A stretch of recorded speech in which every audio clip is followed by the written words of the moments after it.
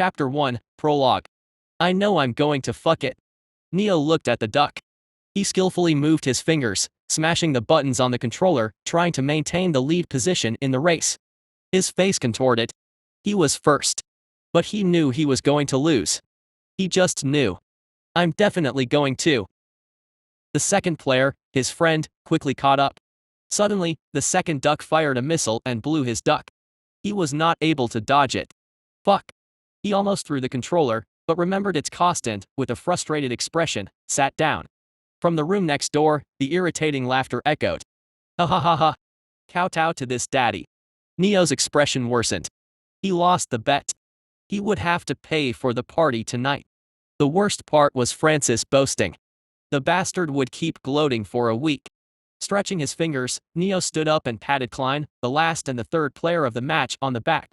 Guess we will have to split the bill. URHGHGHG. Klein's face was flushed and he was muttering gibberish. Before Neo would get a good look at him, the door opened and Francis entered with a smile.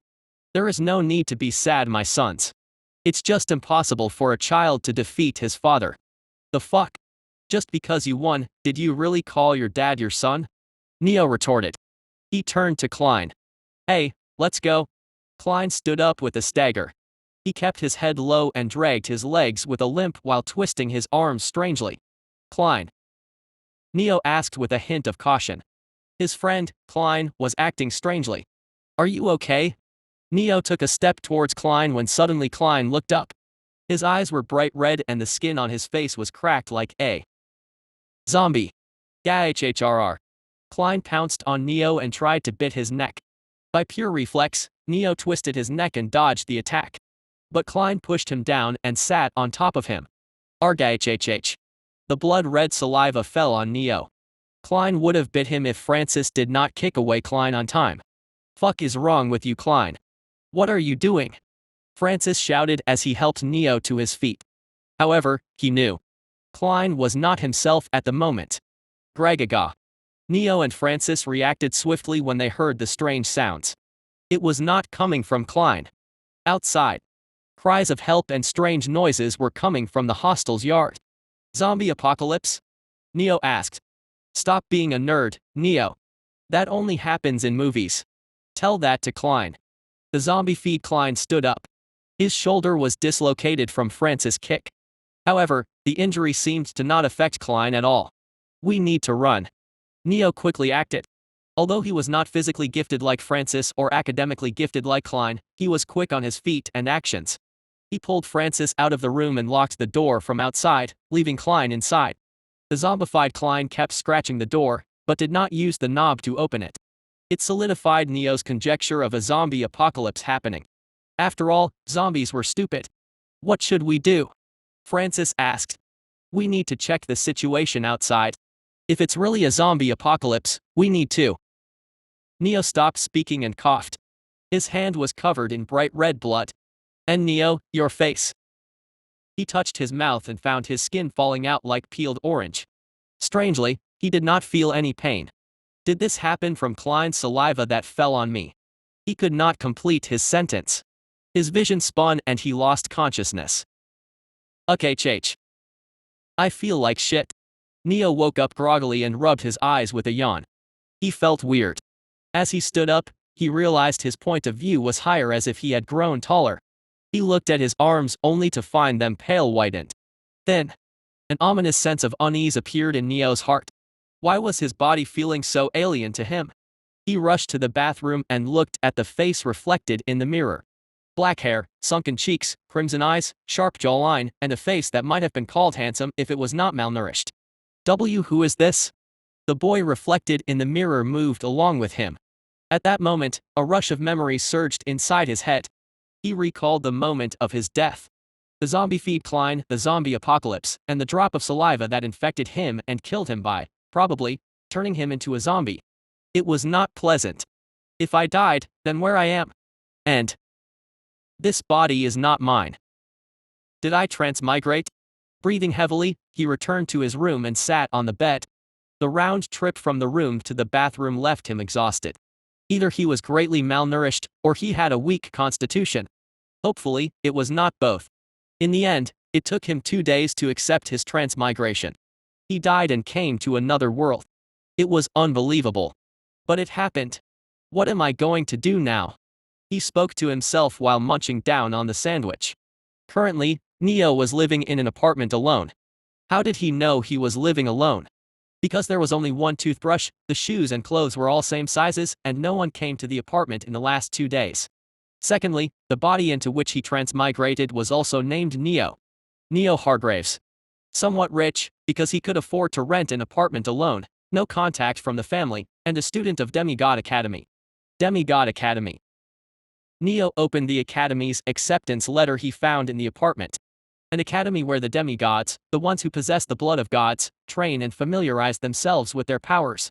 This world had superpowers and magic. Neo should have been shocked. But his sense of surprise was numbed after witnessing a zombie apocalypse. Demigod Academy. It has the same name as the academy in that novel. Licking his lips, he opened the letter. Since he was accepted in the academy, he also had the blood of a god. But which one? He did not know. According to the letter, he would receive the answer as a revelation after he awakened his god blood. The academy would help him awaken. Suddenly, he heard a voice inside his head. Ding. Synchronization complete. Chapter 2, Akashic Record. Synchronization complete. Awakening God Blood. God Blood awakened. Registering user. User, Neo Hargraves, registered in Akashic Record. Neo's eyes widened when he saw the lines appearing in front of his eyes. He tried to touch them, only for his hand to pass through without touching anything. Watching the game-like screen, Neo spoke with trembling lips. Status. A screen appeared before his eyes. Neo Hargraves. Rank, Mortal. Affinity, Death, Shadow, Darkness, Void. Bloodline, Monarch of Death. Unique skill, Death. Quest, None. The status screen was the same as in the novel Son of Zeus, the Lightning Thief. Neo had to accept he was inside the world of the novel. He finally understood why he could not access internet in the last 2 days. In the world of Son of Zeus, the Lightning Thief, only demigods who awaken their god blood could use the internet, which was also known as the Akashic Record. He opened his smartphone and downloaded the Akashic Record internet app. With his device as the receiver, he navigated through the Akashic Record. After an hour-long search, he concluded he was in the world of Son of Zeus and not in a world that was as similar to it. Wow, fuck. He massaged his forehead.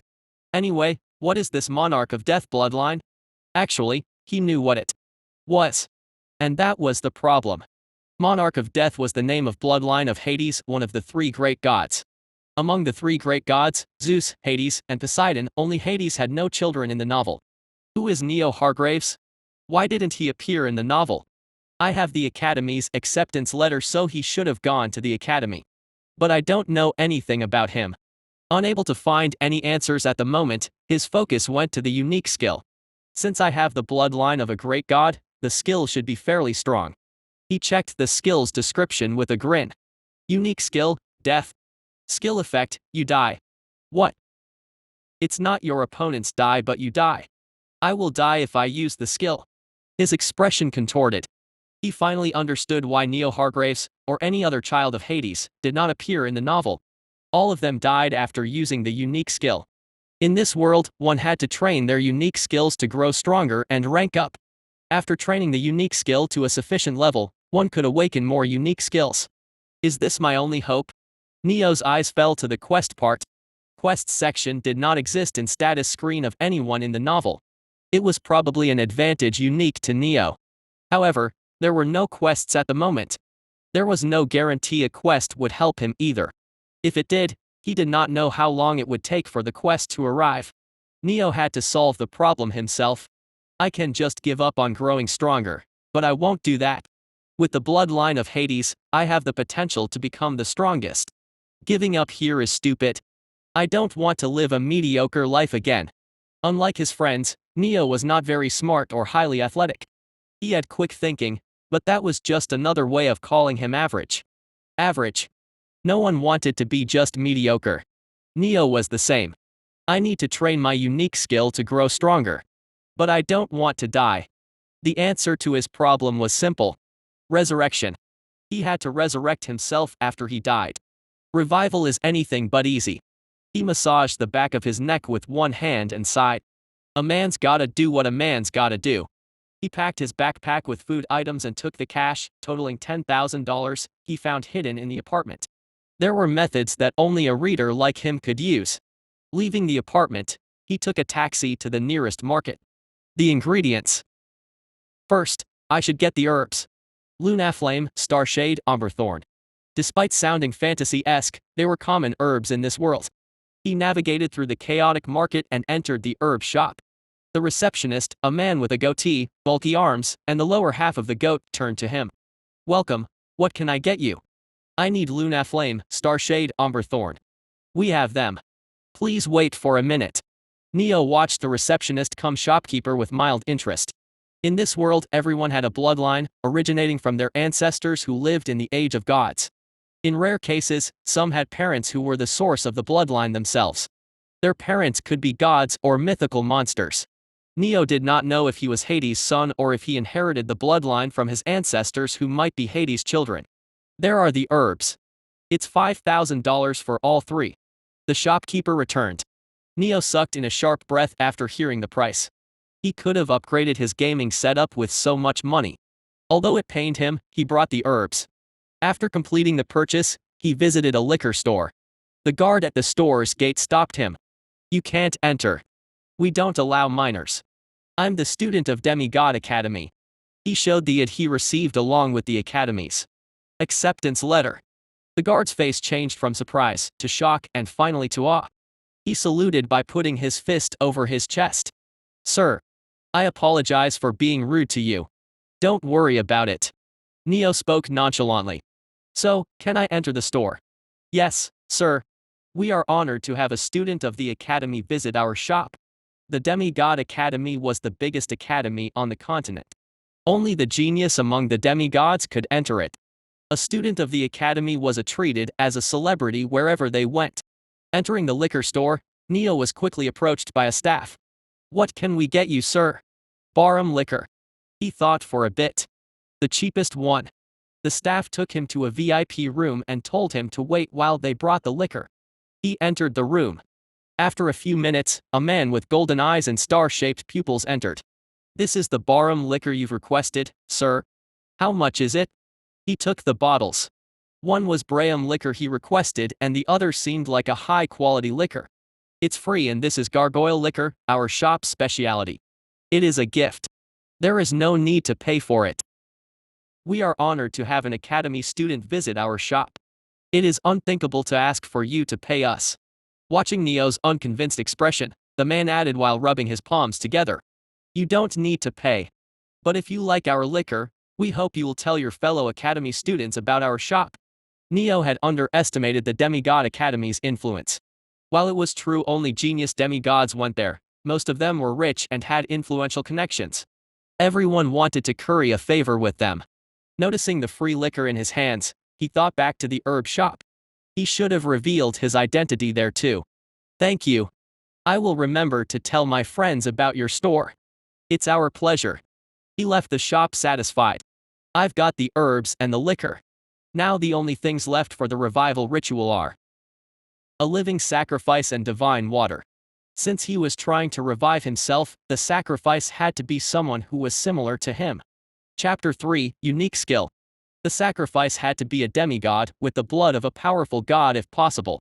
Divine water was harder to get than a living sacrifice. It was a nationally guarded secret and only the strongest demigods had access to it. Getting it was impossible for normal demigods unless they read the novel like Neo. He checked the map on the Akashic Record internet. Damn it, why is the Yokohama beach so far?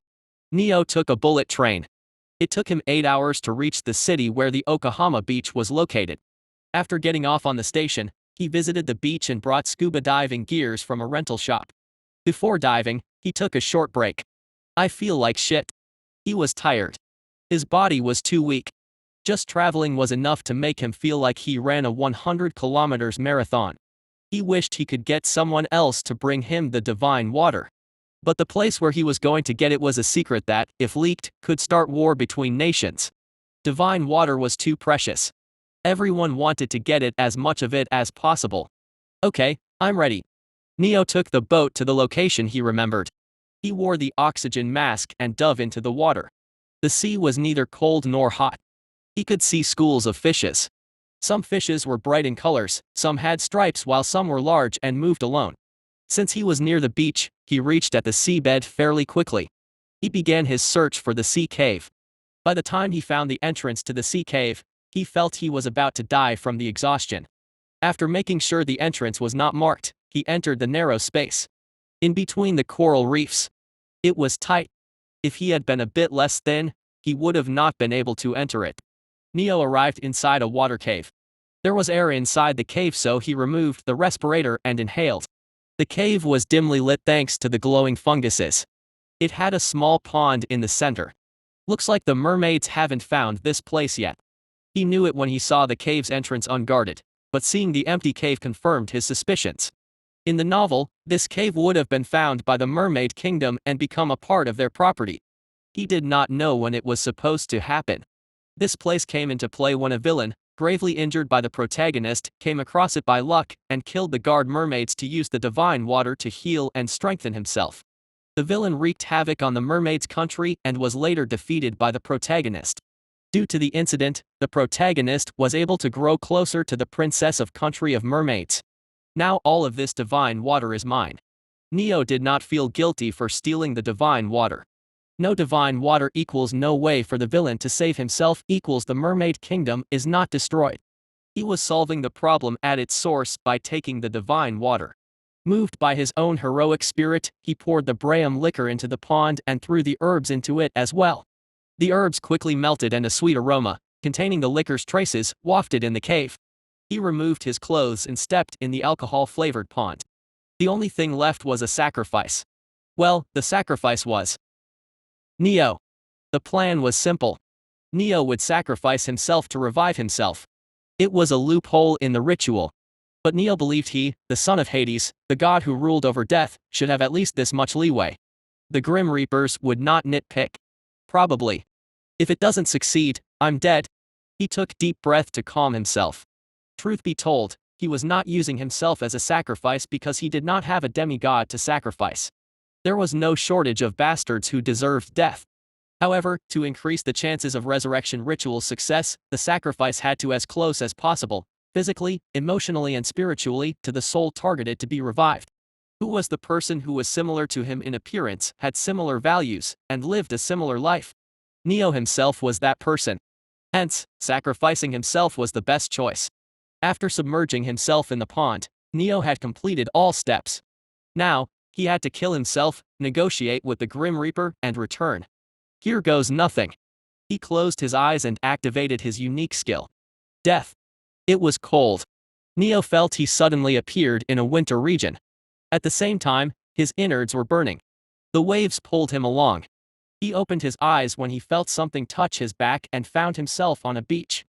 The sky was pitch black with 3 gigantic red eyes looking down from high above. The sand was black, sticky, and rancid. The air was hard. Every time he took a breath, it felt like he was pushing solid stones through his lungs. This place was the underworld. The place where the souls came after the death. There was no heaven or hell, just endless pain in this hellish place after one's lifetime came to an end. You are here, O child of monarch. A grating voice screeched against his eardrums. He saw a figure cloaked in darkness rowing towards him. Its body was hidden in the cloak's darkness, only the 2 spheres of blue flames were visible which Neo thought of as its eyes. Come with us, O child of monarch. We will help you cross the river. The figure raised its hand to bring Neo over when it suddenly stopped. This smell. O child of monarch, why do you carry the scent of sacrifice? Suddenly its voice turned chaotic, like the screeching of a banshee. Chapter 4, Negotiating with the Grim Reaper. Suddenly its voice turned chaotic, like the screeching of a banshee. Who dares treat the child of monarch in such manner? Do tell me their names. Even if they arrive at the river 10,000 years later, we will remember you, O child of monarch, and make them pay for what they did to you.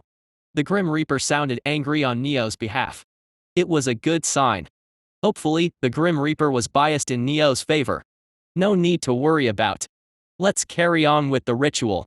If you wish so, O child of monarch, we shall begin the ritual. But if you wish for revenge, just say a word. We shall make their deaths painful beyond imagination. The voice reverberated through Neo's spine. Then, in accordance to the promise made 500 years ago, you, who have been sacrificed and carry the aroma of the One, should be taken in exchange for another soul to be revived. However, the exchange must be fair, both souls must be similar, and we do not take any responsibility for the body of the revived soul. If the vessel is damaged, the revived soul would die as soon as it is revived. Do you still wish to carry on with the ritual? Neo nodded. His body was not damaged, so he could be revived as long as he returned quickly. Tell me, who is the soul dost wish to revive? Mine. Suddenly, there was a short moment of silence. Pray tell again. The soul I want to revive is mine. I am the sacrifice too. Is it against the rules? No, we do not think so. Silence. What are you waiting for? Send me back. Please wait, O child of monarch. The sheer absurdity of the situation gave the Grim Reaper a pause. This has not happened before. While your words are not against the rules of the promise made 500 years ago, they seem wrong. We shall confirm the next step of actions with the monarch. You are going to disturb the great god Hades over such a small matter? Neo quickly spoke up. The great god of Hades, probably, like other gods, saw other humans and his children as nothing more than his subjects. Neo knew he was misusing a loophole in the revival ritual. So, if the great god Hades knew what he was doing, he would refuse to revive him. Neo had to stop the Grim Reaper from going to the great god Hades. What is your job? To help the souls cross the river. Yes, but that's not all. You are the trusted servant of the great god Hades who was given an important job. If you are going to ask the great god Hades for help in every little matter, what is the point of you being here? You have to make the decisions yourself. This is what you must do. But the current situation is abnormal. It is not a decision we can make by our own choice. Then refer to the manual. The Grim Reaper was confused as to what was the point of Neo's words. However, it listened. Someone like Neo, who carried the blood of death, was naturally above him, and as a trusted servant of Hades, it was natural for the Grim Reaper to treat the kin of his master gracefully. The Grim Reaper's chest swelled with pride when it realized it was Hades' trusted servant. Why do you think there are manuals for everything? I do not know. TCH. Neo's gaze sharpened, which made the Grim Reaper pay attention. Manuals are to teach the newbies what must be done when a certain situation arrives. But we were not given a manual about the promise made 500 years ago. There is a manual. What was the promise? To revive a soul when another soul, covered in the aroma of the One, is sacrificed in an equal exchange. There you go. You have your manual. Use it to see if there is a problem with my revival. Neo asked with a serious expression. Am I going to revive a soul? Yes. Am I covered in the aroma of the One? Yes. Is the exchange of souls fair? Yes. So, is there any problem with the ritual's conditions? No, we do not see any problem. Neo quickly hid his smile and opened his mouth. See, I knew there was a reason why the great god Hades chose you as his aide. You are competent at your job. These days people like you are hard to find. The Grim Reaper bobbled its head up and down to nod. His voice grew soft. O child of monarch, you have taught us much. We thank you for your generosity. Now, let us complete the ritual. A string of smoke came out the Grim Reaper's hand and enveloped Neo. Neo found it hard to breathe. The smoke entered his orifices and suddenly he gagged. He was back in the water cave. Unique skill XP +1. Unique skill, death, 1/10. Looking at the screen before his eyes, a smile dawned on his face. He did it. Neo returned from the embrace of death. Now, I just need to do it a few more times. It was going to be a long day. Chapter 5 Training Arc. Neo breathed loudly. His chest heaved up and down. Death was exhausting. His fingers twitched uncontrollably and he had trouble moving his body. Damn it, it feels shitty to be revived. After taking a few deep breaths, he was ready to go again. He submerged himself in the pond and activated his skill. Death. The sensation of dying was no longer alien to him. He had the leisure to carefully feel it this time. Previously, he had been too nervous to pay attention to his senses. The gravity disappeared and an instantaneous pull jerked his body. He felt cold and his innards burned. Opening his eyes, he found himself in the underworld. Child of Monarch, why did you return? The Grim Reaper, still at the same place they met last time, asked Neo. Neo patted the sticky grains of sand off his body and stood up. After the last success, he was more confident. I'm here due to the revival ritual. Can you send me back? We can. The Grim Reaper, unable to understand what was happening, nodded. He believed Neo, inexperienced in the revival ritual, might have mistakenly sacrificed himself again. We will send you back, but please, do not return by mistake again. Death is not a child's toy. The living should not touch it too many times. The Grim Reaper decided to forgive Neo for the mistake. After all, he carried the bloodline of the great god Hades. He was royalty. Then, goodbye, O child of Monarch. We wish you a blessed life. The black clouds rushed out of the Grim Reaper and sent Neo's soul back to his body. Unique skill XP +1. Unique skill, Death, 2/10. He woke up with a groan. The water splashed inside the pond, making him slightly cold. Brr. I should finish it quickly or I might catch cold with this damned weak body. He dived into the pond and used the death skill for the third time. The familiar sensation passed through his body. Again. We hope we are wrong, but... Oh child of Monarch, are you doing this on purpose? As soon as Neo woke up on the beach, he came to face and angered the Grim Reaper. The flames in the Grim Reaper's eyes flared. Do you dare belittle death? Even if you are the child of Monarch, you are not above death. A chill crawled up Neo's spine. The air turned heavy and it was crushing Neo under its weight. Neo's legs started to shake. His teeth clattered. However, his eyes remained calm. There was not an ounce of fear in them. He stared at the Grim Reaper without backing down. The Grim Reaper calmed down after watching Neo's expression. What is it, O child of Monarch? Do you have something to say? I'm training. Train. Neo pursed his lips. Didn't you say it yourself? I'm the child of the great god Hades, the god who rules over death. But I don't know anything about death. How can the son of the great god Hades don't know about his domain? It's insulting to him. So, I'm trying to learn about death by experiencing it myself. His words pierced the Grim Reaper's heart. The Grim Reaper's body trembled. Just when Neo thought he was going to attack, he got on one knee and bowed. We apologize for being unable to understand your intentions, O child of Monarch. You were looking far ahead, and yet we dared to shout at you. Please, allow us to pay for this unforgivable sin by sacrificing our life. The Grim Reaper raised its arm. A cloud of darkness oozed out and transformed into a pitch-black scythe. The scythe was about to behead the Grim Reaper when Neo spoke. Stop it. He took a step and stood before the Grim Reaper, looking down at him with his crimson eyes. You were doing your job. I'm happy you stood up for your principles even if you had to face me, a child of your master.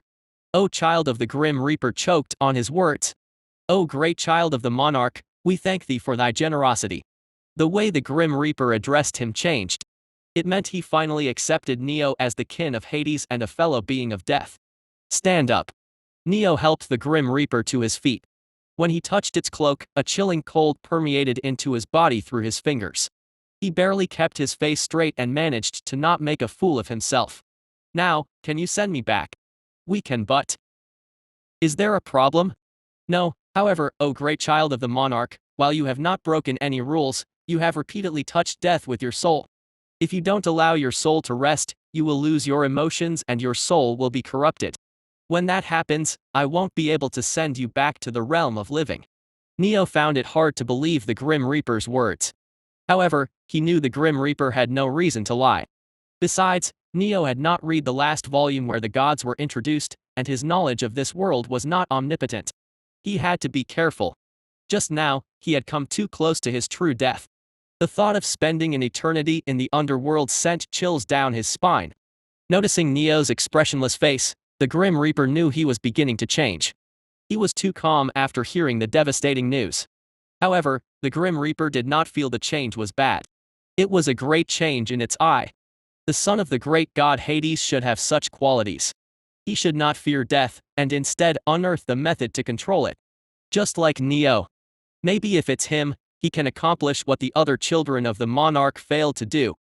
Too many children of Hades had been a failure. If Neo could prove himself worthy, the Grim Reaper thought it would not be bad to invest in him.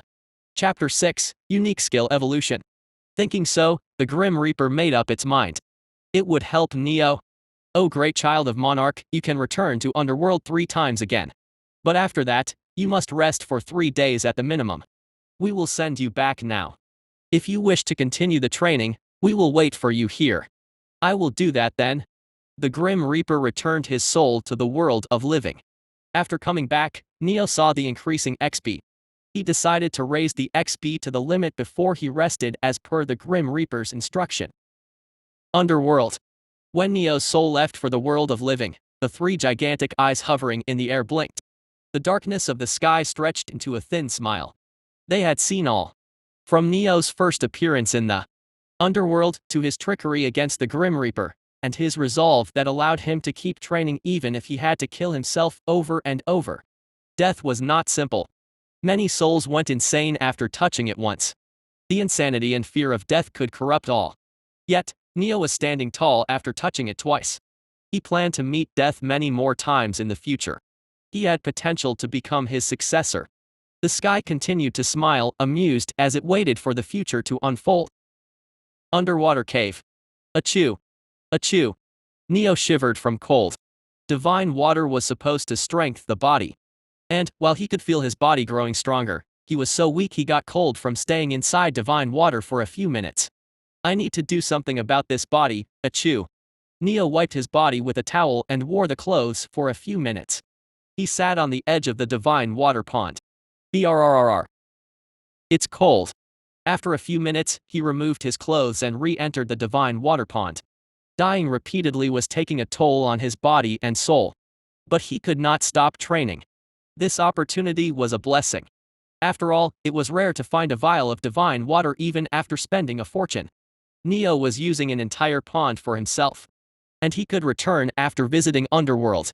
In the entire history, there were less than 5 mortals who achieved the same feat. He submerged himself into the pond and activated the skill. There was a sense of weightlessness. His body jerked and he arrived in Underworld. "We shall send you back." Just as he opened his eyes, a cloud of black smokes covered him and he woke up inside the divine water pond. Neo's body was shaking intensely. His teeth clattered and his eyes became bloodshot. He just wanted to stop. However, he hardened his resolve and returned to the Underworld. Arriving in the Underworld, he noticed his complexion had turned pale white. Just standing straight took a lot out of him. The Grim Reaper silently watched his resolve and sent him back. Blurk. Waking inside the water cave, Neo puked blood. He fell to his knees. His vision was spinning, and he could not put strength into his limbs. "Don't fall asleep. Don't fall asleep." He bit his tongue. Blood trickled down from the corner of his lips. He activated his skill again. "You've performed splendidly, O great child of the Monarch. Please take this as a gift from us." Neo felt cold bones touch his forehead. However, he did not have the energy to lift his head and check what was touching him. Unknown information appeared in his mind. "We eagerly look forward to our next meeting." The black cloud covered his vision. Neo was back to the cave. He tilted his head and saw the pond's boundary. It was only at an arm's length. But the distance seemed as big as a chasm to him.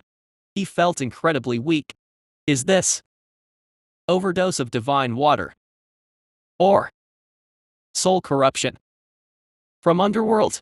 Neo knew his condition was the result of one of the two. His mind was screaming at him to let go and sleep. However, staying inside the divine water pond any longer was dangerous. If he absorbed more divine water, he would explode like an overcharged battery. He tried to swim and get out of the pond. His limbs were as heavy as rocks. While he dragged himself away from the divine water, he failed to notice the blood oozing out of his eyes and mouth. He was about to lose consciousness when he noticed the screen before his eyes.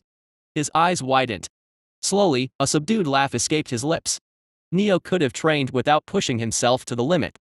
However, he did the exact opposite. And unique skill XP +4. Unique skill, death, 10/10. His hard work was recognized. Neo blacked out. He did not see the screen flashing before his eyes. Unique skill has been mastered. Evolution will begin.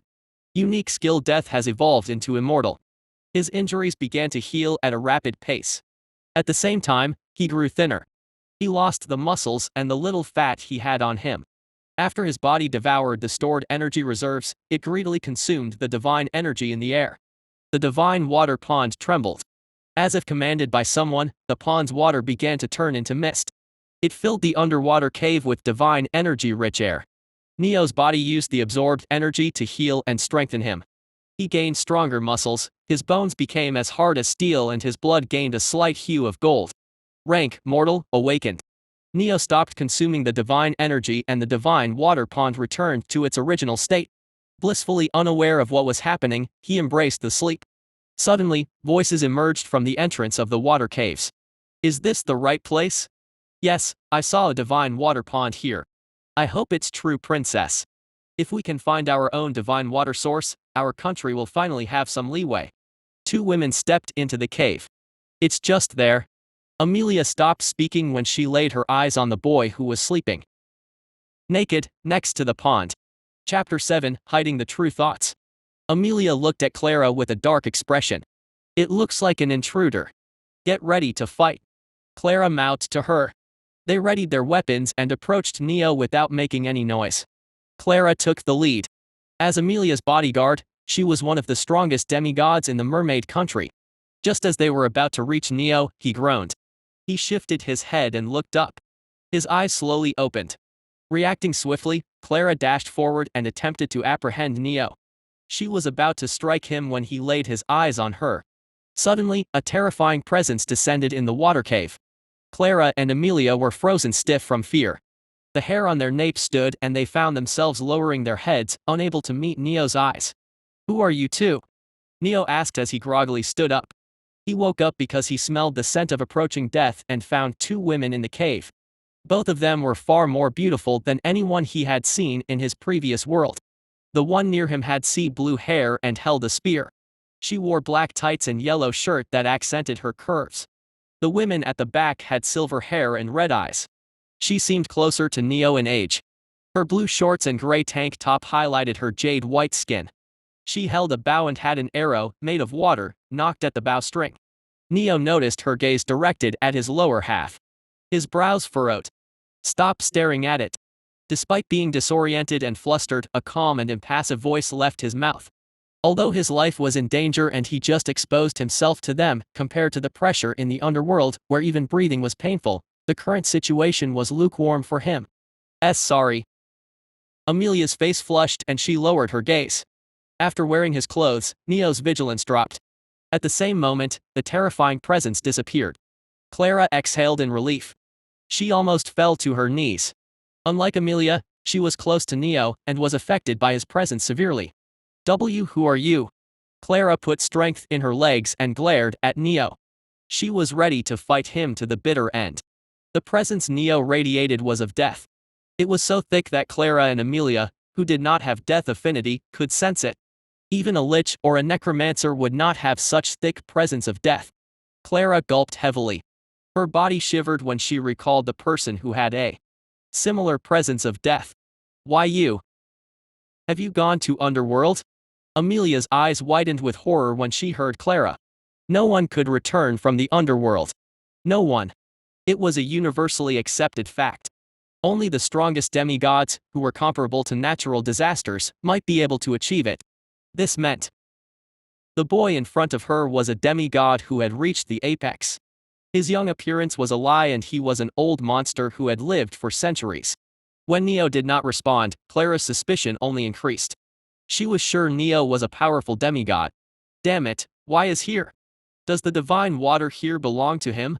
Her thoughts grew chaotic. We tried to attack him. He will definitely kill us.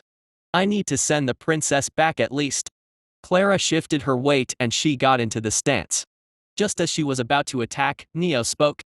Amelia de Beaufort and Clara Winterfeld. To what do I owe the pleasure of meeting two high-ranking members of the mermaid country? While he sounded calm, his thoughts were the exact opposite. Fuck. Fuck. Fuck. Fuck. Fuck. Fuck.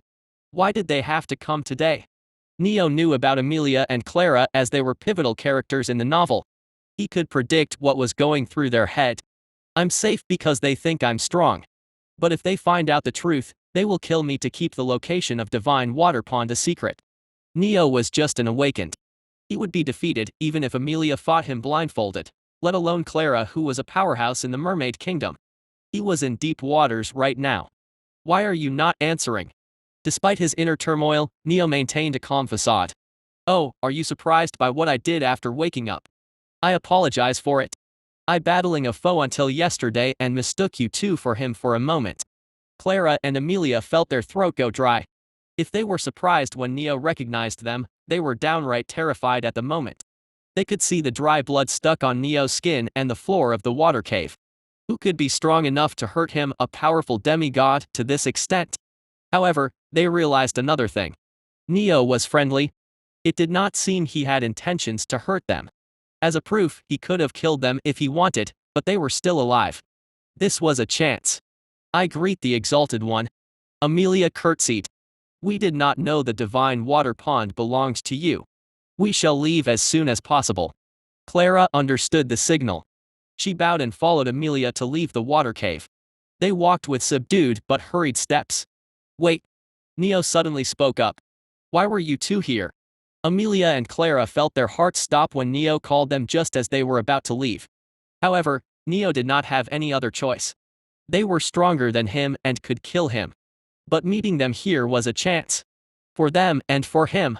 Before they could give an excuse, Neo asked, You wanted the Divine Water Pond? They tried to hide their thoughts from showing on their face, but Neo could see it fairly easily. The corner of his lips rose. I can give it to you, but...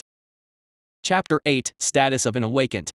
I can give you the Divine Water Pond, but I want something in return. Their expressions underwent quite a few changes when they heard him. Doubt, hope, distrust. Amelia opened her mouth. Really? We can pay as much money as you want. Not money. The Divine Water Pond had served its need.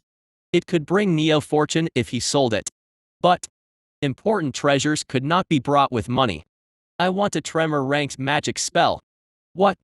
That's the inheritance of our royal family. We can't give it to outsiders. Amelia felt torn. She wanted to get the Divine Water Pond, but a tremor-ranked magic spell was too much.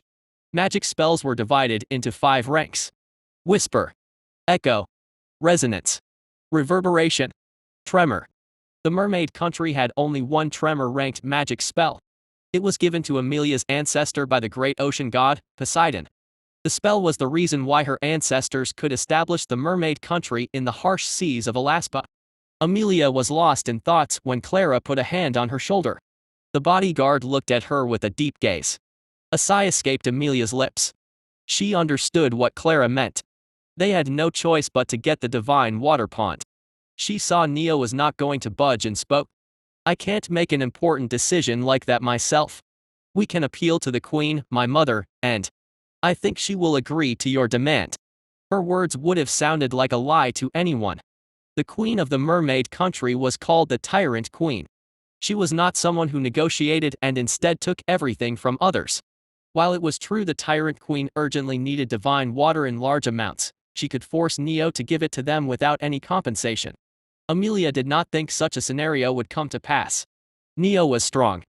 Her mother wouldn't be able to use her weapon, the overwhelming strength of hers, to take the Divine Water Pond from Neo. Neo thought about it. He found Amelia's words to be plausible. And, although he was not strong, he was sure the Tyrant Queen would not take the Divine Water Pond from him unethically. The reason was related to why she urgently needed the divine water. I have no problem with it. When can I meet the Queen? Right now. Let's go, right now. A small smile appeared on her face. She looked especially beautiful at the moment. The three left the underwater cave after Neo wore the respirator. He couldn't breathe underwater without it. Amelia and Clara found it weird how someone like him had to use oxygen tanks. But they did not point it out. They came out of the underwater cave and Neo noticed a gigantic eastern sea dragon swimming inside the sea. The sea dragon had blue scales. It had a ferocious expression and a powerful aura. All the fishes in the vicinity had disappeared after the dragon's appearance. Noticing Neo's lingering gaze at the sea dragon, Amelia explained. That's our ride. Only the Azure Sea Dragons can travel in the Alaspa Sea. She could talk underwater without problem. Clara was the same. Both of them had mermaid bloodline. Underwater seas were their home turf. They swam and positioned themselves above the Azure Dragon's back. At the moment, a no-water zone appeared at their location. They landed on the dragon's back with their feet. Neo could see that the water was being blocked by an invisible dome, probably an ability of the Azure Dragon. He could breathe without problem. They began the journey. The sea animals ran away whenever they sensed the Azure Dragon. Traveling underwater, Neo felt the journey was no different from an airplane ride with a good view. Neo could see Amelia sneaking glances at him, as if she wanted to talk but was afraid to initiate the conversation, and Clara staring at him with furrowed brows. He did not converse with them and instead focused on himself. He had yet to see the changes brought by the evolution of his skill. Status, he thought. Neo Hargraves. Rank, Grade 5 Awakened. Divine Energy Purity, Grade 1 Awakened. Stats. Strength, 18. Speed, 21. Dexterity, 17. Constitution, 12. Luck, 0. Affinity, Death, Shadow, Darkness, Void. Magic Spell, Necrotic Touch. Bloodline, Monarch of Death. Unique Skill, Death, Immortal. Quest, None. His status screen changed after he evolved into an Awakened. His stats were on the low end for an Awakened, which was understandable since he evolved recently. The luck, however, was quite surprising. He did not know anyone with luck below 1. Neo's divine energy purity was very high. He attributed it to him absorbing a large amount of divine water.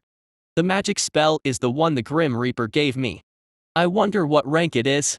Necrotic Touch. Rank, Tremor. Mastery, Apprentice. Effect, applies death mark to the target through touch. Max stack, 5. Demigods mainly fought with magic spells and used their unique skills as trump cards. To use magic spells, one had to burn their god blood.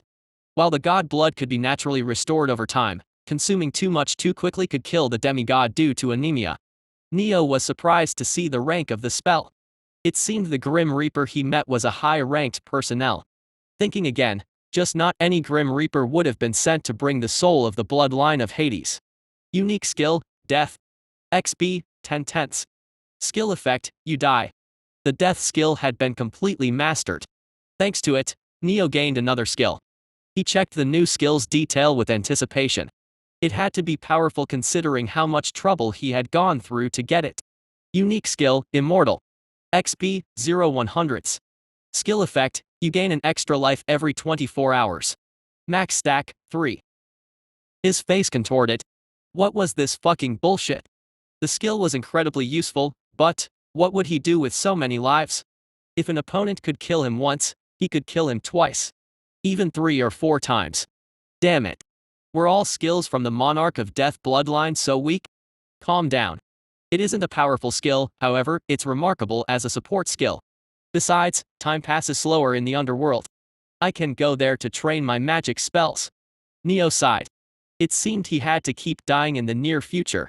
Chapter 9, Mermaid Country. Watching Neo sigh, Clara became more distrustful. She seemed sure of her thoughts. Neo was weak. Other than the aura of death, he had nothing on him that made him look strong. The divine energy leaking from his body was incomparably weak and he had poor control over it. Was he bluffing about his strength? No, did they misunderstand him in the first place? He never said he was a high-ranked demigod, they thought he was one by themselves. If it was true, there was no need to bring him to the mermaid country. Clara looked at her spear. Her fingers twitched. She had only thought about grabbing it when she suddenly noticed Neo staring at her. He shifted his gaze to the spear and scoffed. Did he detect my bloodlust? Clara got more confused. It was clear Neo had a very high affinity with death element to the point he could detect even the faintest bloodlust directed at him, but his poor divine energy control said he was an awakened demigod at best. What is it? He is strong, or is he weak? Clara decided against taking any immediate action. She would watch him for now. The Azure Dragon reached the Alaspa Sea. Neo gasped inwardly when he saw hundreds of hurricanes, both small and giant, in every direction. The sky was covered with clouds and the undersea was pitch black due to the absence of light. Without the sunlight, One would not know they had entered a hurricane's range unless it was too late. The azure dragon swiftly flew through the gaps of hurricanes. It seemed to know the range and force of the sea devils and managed to navigate like a professional bus driver. The hurricanes disappeared after they traveled for half a day. The clouds parted, the sunlight returned and a shore appeared in the distance. "We are here," Amelia smiled. She commanded the azure dragon to circle the shore and drop them in a secluded region. Neo was breathing heavily when they got off the azure dragon's back. He had dark circles underneath his eyes and his muscles were sore. Riding the azure dragon for a day without rest wrecked his weak constitution. "Damn it, why am I so weak after reaching awakened rank? Am I cursed or what?" "You don't look good," Amelia noticed his condition.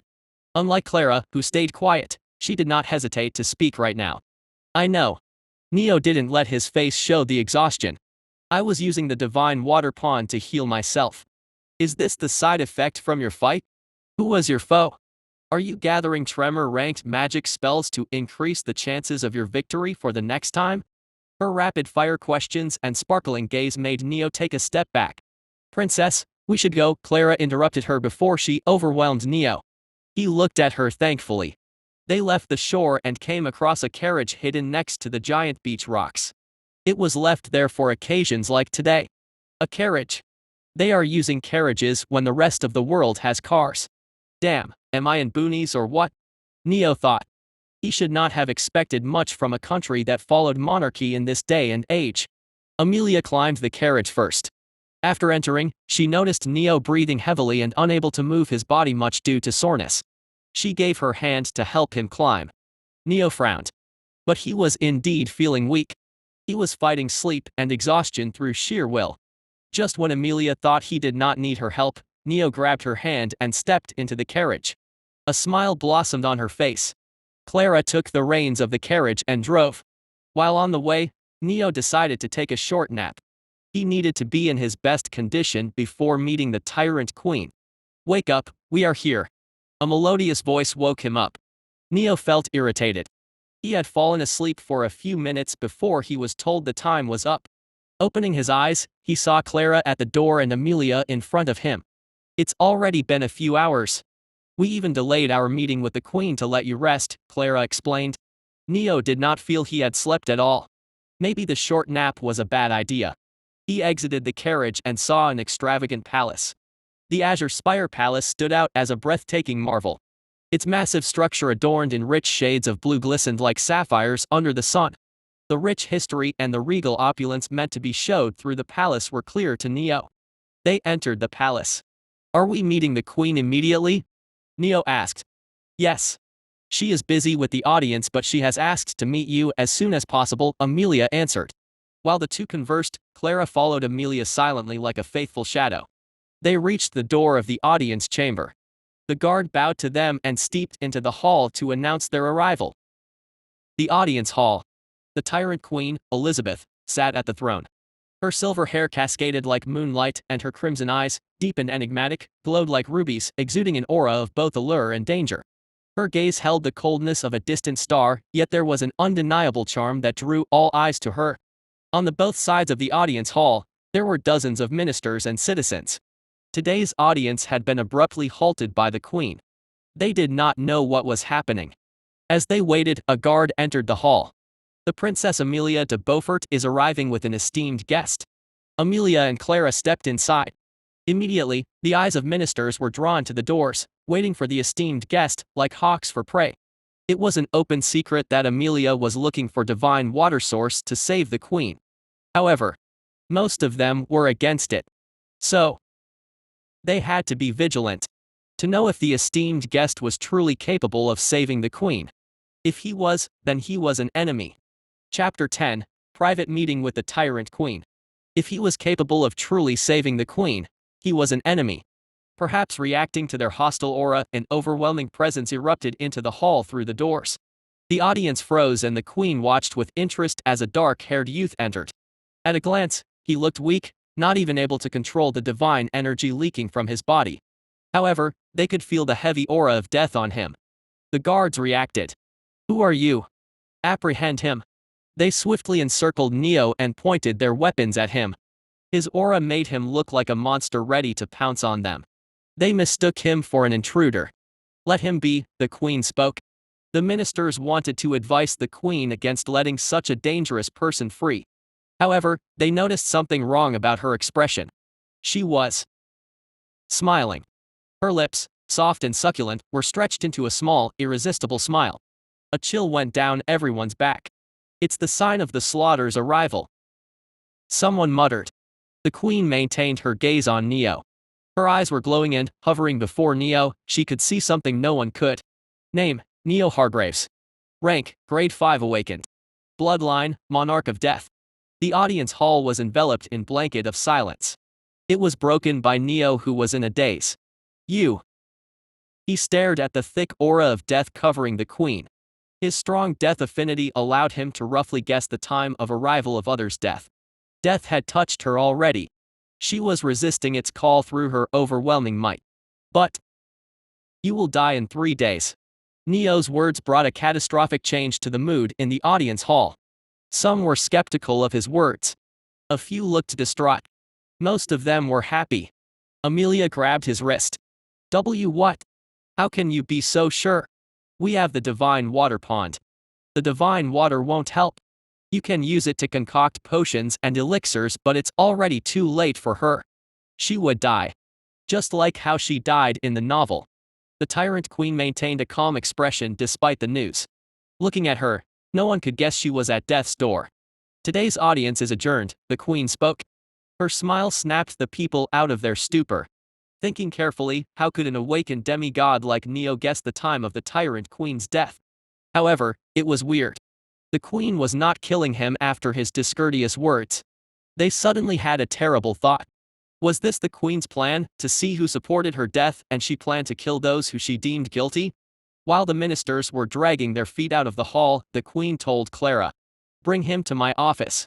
She stood up and left. Neo turned to Amelia and saw her staring at the floor with a blank gaze and clenched fists. "Please follow me," Clara spoke. She took Neo to another room. The door were not as big as the audience hall but equally majestic. "He is here, my queen," Clara spoke after knocking the door. "Send him in."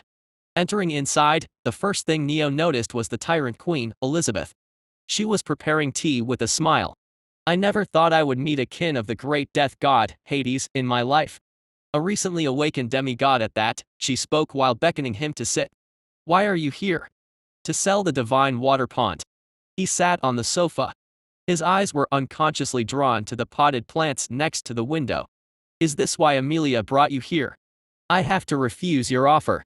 I don't need the divine water since I'm going to die either way." As expected, she knew. However, the fact she called Neo to meet her meant he had something she needed. However, she added, "I could think about it if you, the Death's inheritor, could save me. I can try, but I need to know what is happening to you." Neo knew why she was about to die. He still needed to hear it from her mouth. Because it would be suspicious if he knew something no one other than the queen did. "I'm cursed." She revealed the answer easily. Neo thought he would have had to bargain more. He faked a thoughtful expression. In truth, there was no need to think, this was the reason why he came here. To collect the hidden piece that allowed the villain to destroy the mermaid kingdom single-handedly. The tremor-ranked magic spell he asked for was just a smokescreen. "I can save you. Of course, you must also give me the tremor-ranked magic spell that the princess promised." The vulnerabilities hiding behind her calm expression showed for a split second. But she hid them quickly. She brought the 2 teacups and placed them on the table. As she sat across Neo, she poured tea into the cup. Elizabeth had asked him if he could cure her as he was the blood of death. Never did she imagine he could actually do it. She stopped her arms from trembling and spoke calmly. "If you have this much confidence, you must have something you want from me. Your most prized possession." He smiled. "Give it to me." He couldn't say it outright that he wanted her weapon, the replica of Poseidon's trident. His words, however, were direct enough for her to understand him. "You want the Poseidon." She stopped speaking and turned to the doors. A playful smile appeared on her face. She spoke loudly as if she wanted the person hiding behind the doors to hear her. "My most prized possession. You want my kingdom? You'll have to marry my daughter for that to happen." "What?" Neo did not understand what she was talking about. Why did she suddenly change the subject from Poseidon's trident to the marriage? Oh dear, I don't mind it since you have a noble bloodline, but I don't want to force my daughter into a political marriage. Not when you are weaker than her. I don't want to marry your daughter. Neo, irritated, decided to answer back. If your kingdom is your most prized possession, I'd rather marry the queen and become the king instead of being the princess fiancé. The queen cupped her face with one hand. My goodness, are you saying you want me?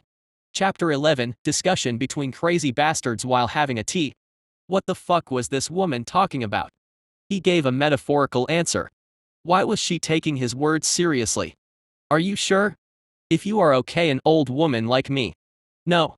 The doors were pushed open. Amelia rushed inside, followed by Clara.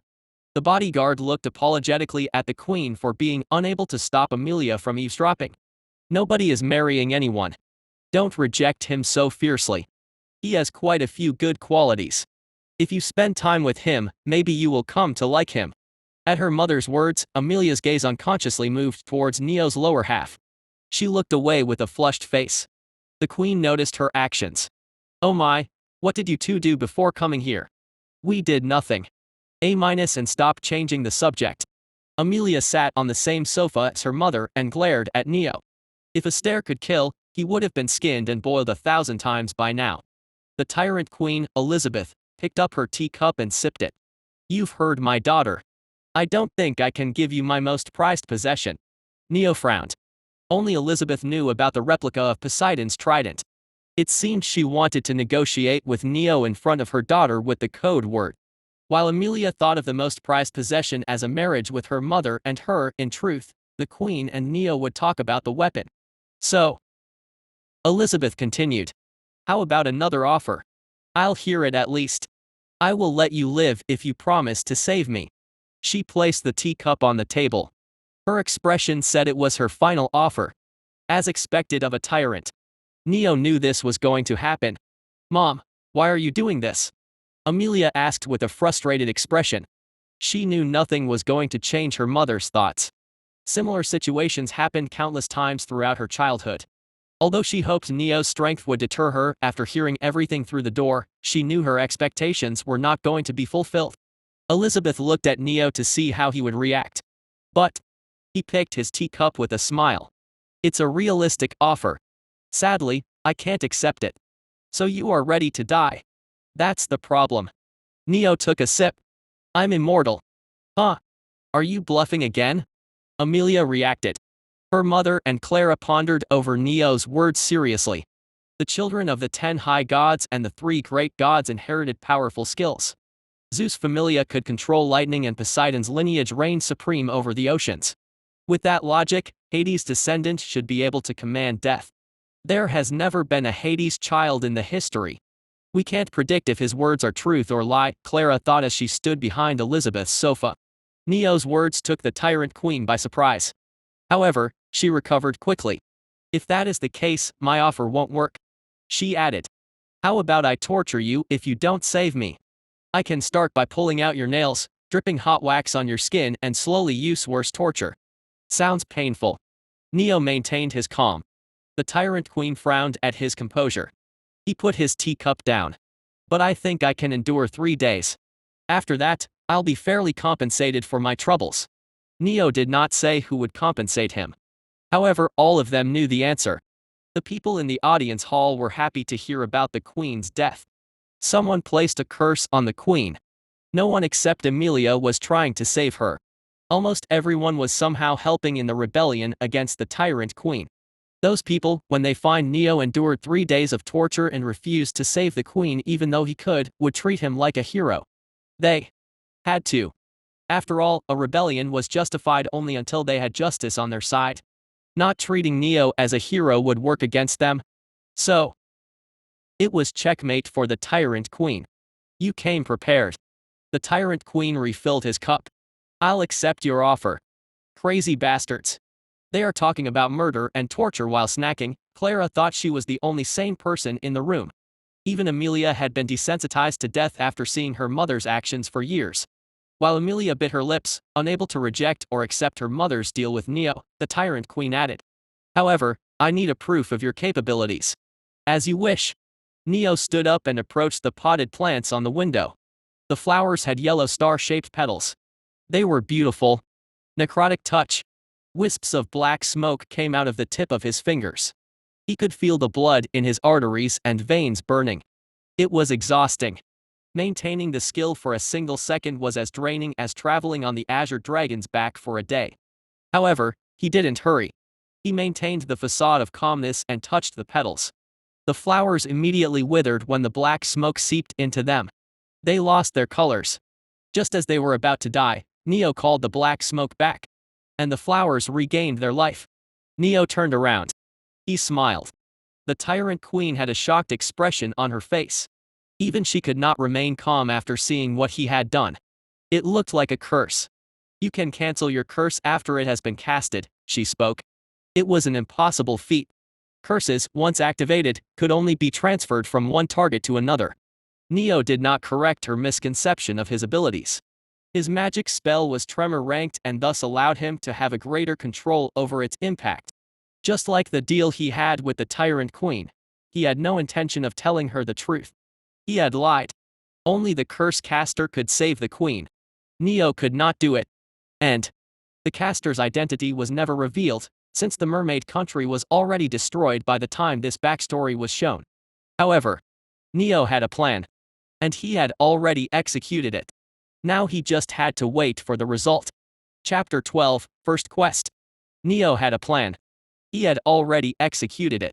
Now he just had to wait for the result. The Tyrant Queen nodded after seeing his abilities. We'll do as you asked. Suddenly, a screen appeared before Neo's eyes. Quest. Objective, save the Tyrant Queen, Elizabeth. The mermaid country is isolated in the harsh seas of Alaska. Its unfavorable location has led it to be exploited by other countries since its establishment. Elizabeth changed the situation through her overwhelming might. With her crowning, she made sure no country and demigod could look down on her homeland or exploit it. Her radical methods, while uplifting for the mermaid country, earned her the nicknamed Tyrant Queen.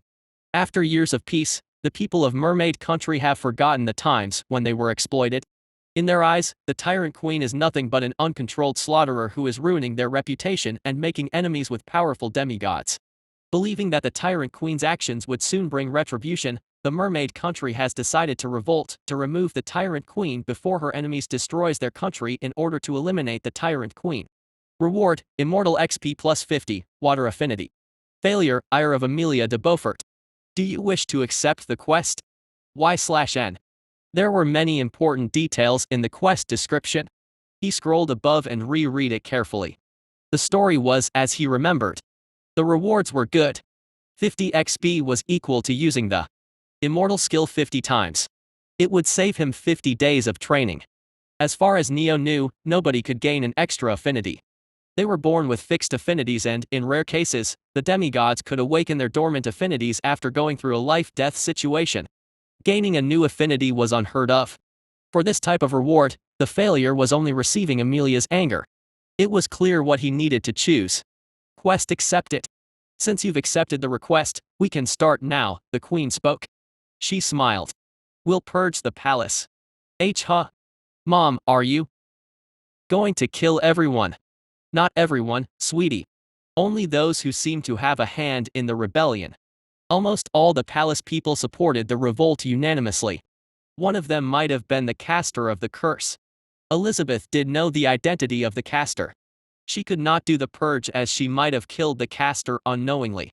If that happened, she would have been unable to lift the curse. Her hands had been tied.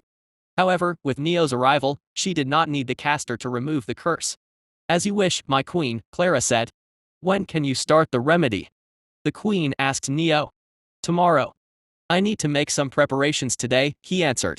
The Tyrant Queen saw no problem with the Neo's appeal. The curse casted on her rendered her, an exalted demigod, helpless.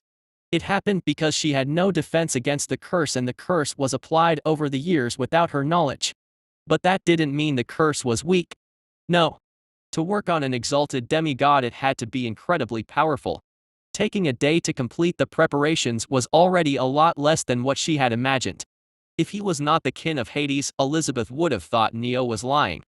Clara, call my personnel guards and, until tomorrow, you will guard Neo. Elizabeth ordered. Amelia, you will stay with me while Clara is protecting him. She sent them after the short briefing.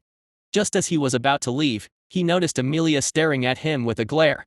The doors closed and he heard a chuckle from Clara. She quickly wiped the smile before returning to her expressionless face.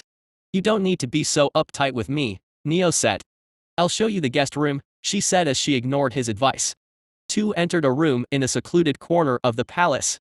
Neo was appreciating the grandeur of the room when Clara locked the door behind him. She swiftly approached him and covered his mouth with her hand. The dagger in her hand pierced Neo's neck. His eyes widened. He choked on his blood as he stared down at the dagger. It was you. Never had he imagined the leader of the Queen's personnel guard to join the rebellion. Clara grabbed his face and muttered. Let's see if you are really immortal. She activated the curse. Neo's skin twisted and it began to rot at a visible pace. However, before he could even feel the pain, he was already dead. Clara let go of the dagger. His body fell with a dull thud. She waited. Would he really stand back? Was he actually immortal? How could a mere awakened demigod cheat death? It did not matter. If he was an immortal, she would imprison and hide him until the tyrant queen died. 10 seconds passed. 20 seconds passed. A minute went by. Neo did not revive. He was not an immortal. Clara released the sigh she had been holding unconsciously.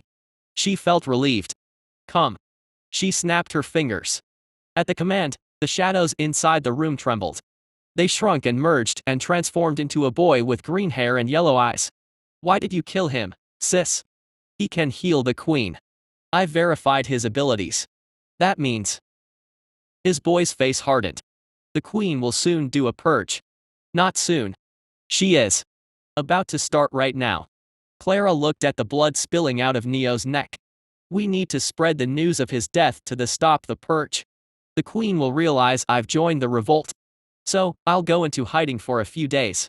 Her brother, Paul, nodded. No matter the cause, Clara could not be captured.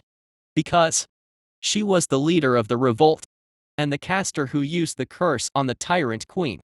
The revolt would fail if she were caught by the queen. Take his body. We will pin the blame of his death on the queen and say the queen killed him because he couldn't save her. Paul did not understand who Neo was to be able to cancel his sister's curse. However, he knew now was not the time to ask. I'll do as you've ordered. He shape-shifted to a splitting image of Clara and left the room. Chapter 13, Training in Hell. Neo opened his eyes beneath the dark sky. His plan worked. He met a person who was directly related to the rebellion. Since it was Clara, the original plan had to be changed. The job became easier. He could skip most of the steps and heal the queen while stopping the rebellion. It was all good. I feel like shit. Neo knew Clara had the ability to use curses. But he never expected her to betray Elizabeth. There was an important reason behind his oversight. In the novel, the resurrection ritual was attempted by the protagonist and Amelia to revive the tyrant queen. They used the divine water pond for the ritual. During the ritual, the queen refused to be resurrected. She told them to revive Clara, who died during the battle with the villain that destroyed the mermaid country. For Elizabeth, Clara was like her own daughter. She raised her and his brother, Paul, with love and care after she saved them from the pirates. A feeling of disgust rose in Neo's heart. Not only did Clara stab Elizabeth in the back, she took care of Amelia and replaced her mother. Was it Clara's way of apologizing for her mistakes? It was revolting. Oh, great child of monarch, you returned earlier than what we had decided. The grating, yet somehow soothing, voice snapped him out of his thoughts. He looked ahead and saw the Grim Reaper. A situation happened and I was sent back here. Neo noticed something. The Grim Reaper was not surprised he came to the underworld without using the resurrection ritual. Does he know about the immortal skill? As if reading his thoughts, the Grim Reaper spoke. It is fine if you came early. You have evolved and your soul has been strengthened. The limit of corruption your soul can endure has increased. The Grim Reaper continued. And with your skill, you should be able to enter the underworld at your discretion. However, do keep in mind you have to return eventually. The Grim Reaper was not looking at Neo but above him. Neo followed his gaze and noticed the screen. Time remaining 11 hours, 58 minutes. Time passed slower in the underworld. 2 days and there were equal to 1 day in the world of living. The time on the screen was how long he could stay in the land of death. When the timer reached 0, he would be forcefully revived. He could return before time was up if he wanted. Can you see this screen? Neo asked. We cannot, O great child of Monarch. After receiving the answer, Neo thought about what he should do. Returning right now was useless. His body would be with Clara. She would kill him again after he revived. Immortal gave him the chance to resurrect once per day. He used the chance already. If he died again tonight, he was dead. Time remaining 11 hours, 55 minutes. Almost 12 hours. It was equal to 6 hours in the world of living. Neo died around 3 p.m. After spending 6 hours of real-world time in the underworld, he would be revived at 9 p.m. He would gain the revival chance at 12 p.m. 3 hours.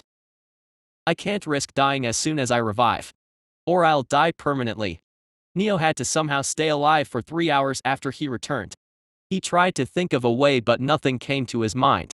In the end, it all boiled down to luck. If he was revived in a dangerous place or a safe place. What will you do now, O great child of Monarch? Will return or will you wait? I will train in the underworld. There was a high chance the rebels had his body with them. After the revival, he would need to fight his way out of their lair. He was weak right now. His progress in the underworld would decide if he could hold out his own against the rebels or die without achieving anything. Standing up, he noticed the surroundings properly for the first time. The sea of blood-red colors stretched beyond the horizon and something large continuously moved under the sea. His death affinity blared alarms as soon as he thought about stepping into the water. Don't go there, his senses were telling him. The beach, made of black sands, had a putrid odor. Bones of unknown animals jutted out at irregular intervals. At the far end, a white fog hid everything. The sky was covered in eternal darkness, and 3 gigantic eyes looked down from above like moons. Underworld was as unpleasant as ever. However, he felt comfortable there. As if he had returned home. After completing the survey of the surroundings, Neo came to a conclusion. There is nothing to train with here. His only magic spell was Necrotic Touch. It needed a target to activate. Since he could not use it on the Grim Reaper for obvious reasons, he was left with no way to train. He clenched his feet. He needed to increase his strength urgently. It was impossible without training. O great child of Monarch, do you perhaps need our assistance? I need a target to train. Can you help with it? Neo decided to be shameless and made the request. It will be our pleasure. Clouds of smoke rushed out of the Grim Reaper's hand and formed a scythe. He thumped butt of the weapon on the ground. The beach shook. A simple action from the Grim Reaper brought an earthquake. The tremors quickly died down, but Neo noticed something was off. His face hardened. The bones protruding out of the ground were moving. They are ancient warriors of the underworld, the Gulwalks, created during the Titanomachy War. After the war, they outlived their purpose and were allowed to rest. Now, thousands of years later, all of them have disappeared. That doesn't mean they were destroyed. The creation of the monarch are not so feeble to be defeated by time. They still sleep beneath the underworld, waiting for the day they are to be called again. Beware, their thirst for battle and blood has only increased after years of hunger. An arm crawled out of the beach. Neo could feel the aura of death multiplying by dozens of times. His own aura was a joke in front of it. He gulped. His throat was parched. Slowly followed by the arm, a head and torso appeared. It looked similar to a human skeleton except for the 2 horns, green flames burning in its eye sockets, and the sword in its hand. Its cracked, dirty bones made it look old and ferocious. Dangerous. His senses were screaming at him to run away. What is this? It's getting hard to breathe. A thick aura of death covered the skeleton. When he used his death affinity to sense it, all he saw was a human-shaped darkness with emerald eyes carrying a sword wrapped in dried blood and flesh. Would my necrotic touch work against it? Neo asked. It will, O great child of Monarch. There was no time to ask why the spell that corrupted once life force could work on a Gulwalk. The skeleton rushed at Neo with a blitz. Neo crossed his arm to protect himself. Something snapped when the attack connected and he was thrown away like a rag doll. Chapter 14, Training Like Hell. His body bounced several times before coming to a stop. Special lesson, it's strong even without muscles, he thought. Neo's training with death skill increased his mental endurance. Thanks to it, he ignored the pain and looked for the Golwok's next attack. Instantly, his vision was covered with a foot coming down to stomp his face. There was no time to rest. He jerked his head. The Golwok's attack missed, but it didn't let up as it raised its sword. Neo, on the ground, was unable to dodge. He used the necrotic touch and grabbed the Golwok's feet. The spell didn't activate. Neo's divine energy control was poor and he tried to use the magic spell in a hurry. Thus, he failed to trigger the spell. Just as the Golwok was about to swing the blade, Neo, in a hurry, pulled its leg and made it fall over. He grabbed the sword that had fallen out of the Golwok's hand and swiftly created a distance between them. Huff. Huff. Huff. Golwok was strong. The skeleton stood up with a low growl. Its eyes were fixed on the sword Neo stole from it. But Neo wasn't looking back at the Golwok. Shit. There were multiple Golwoks crawling out of the beach. It had friends. Neo could feel his left arm throbbing from pain. It almost broke during the first exchange. The situation was quickly taking a turn for the worse. He couldn't use his spell and, "Oh great child of the monarch, as I thought, is it too difficult for the current you?" Neo held the sword with his right hand while breathing heavily.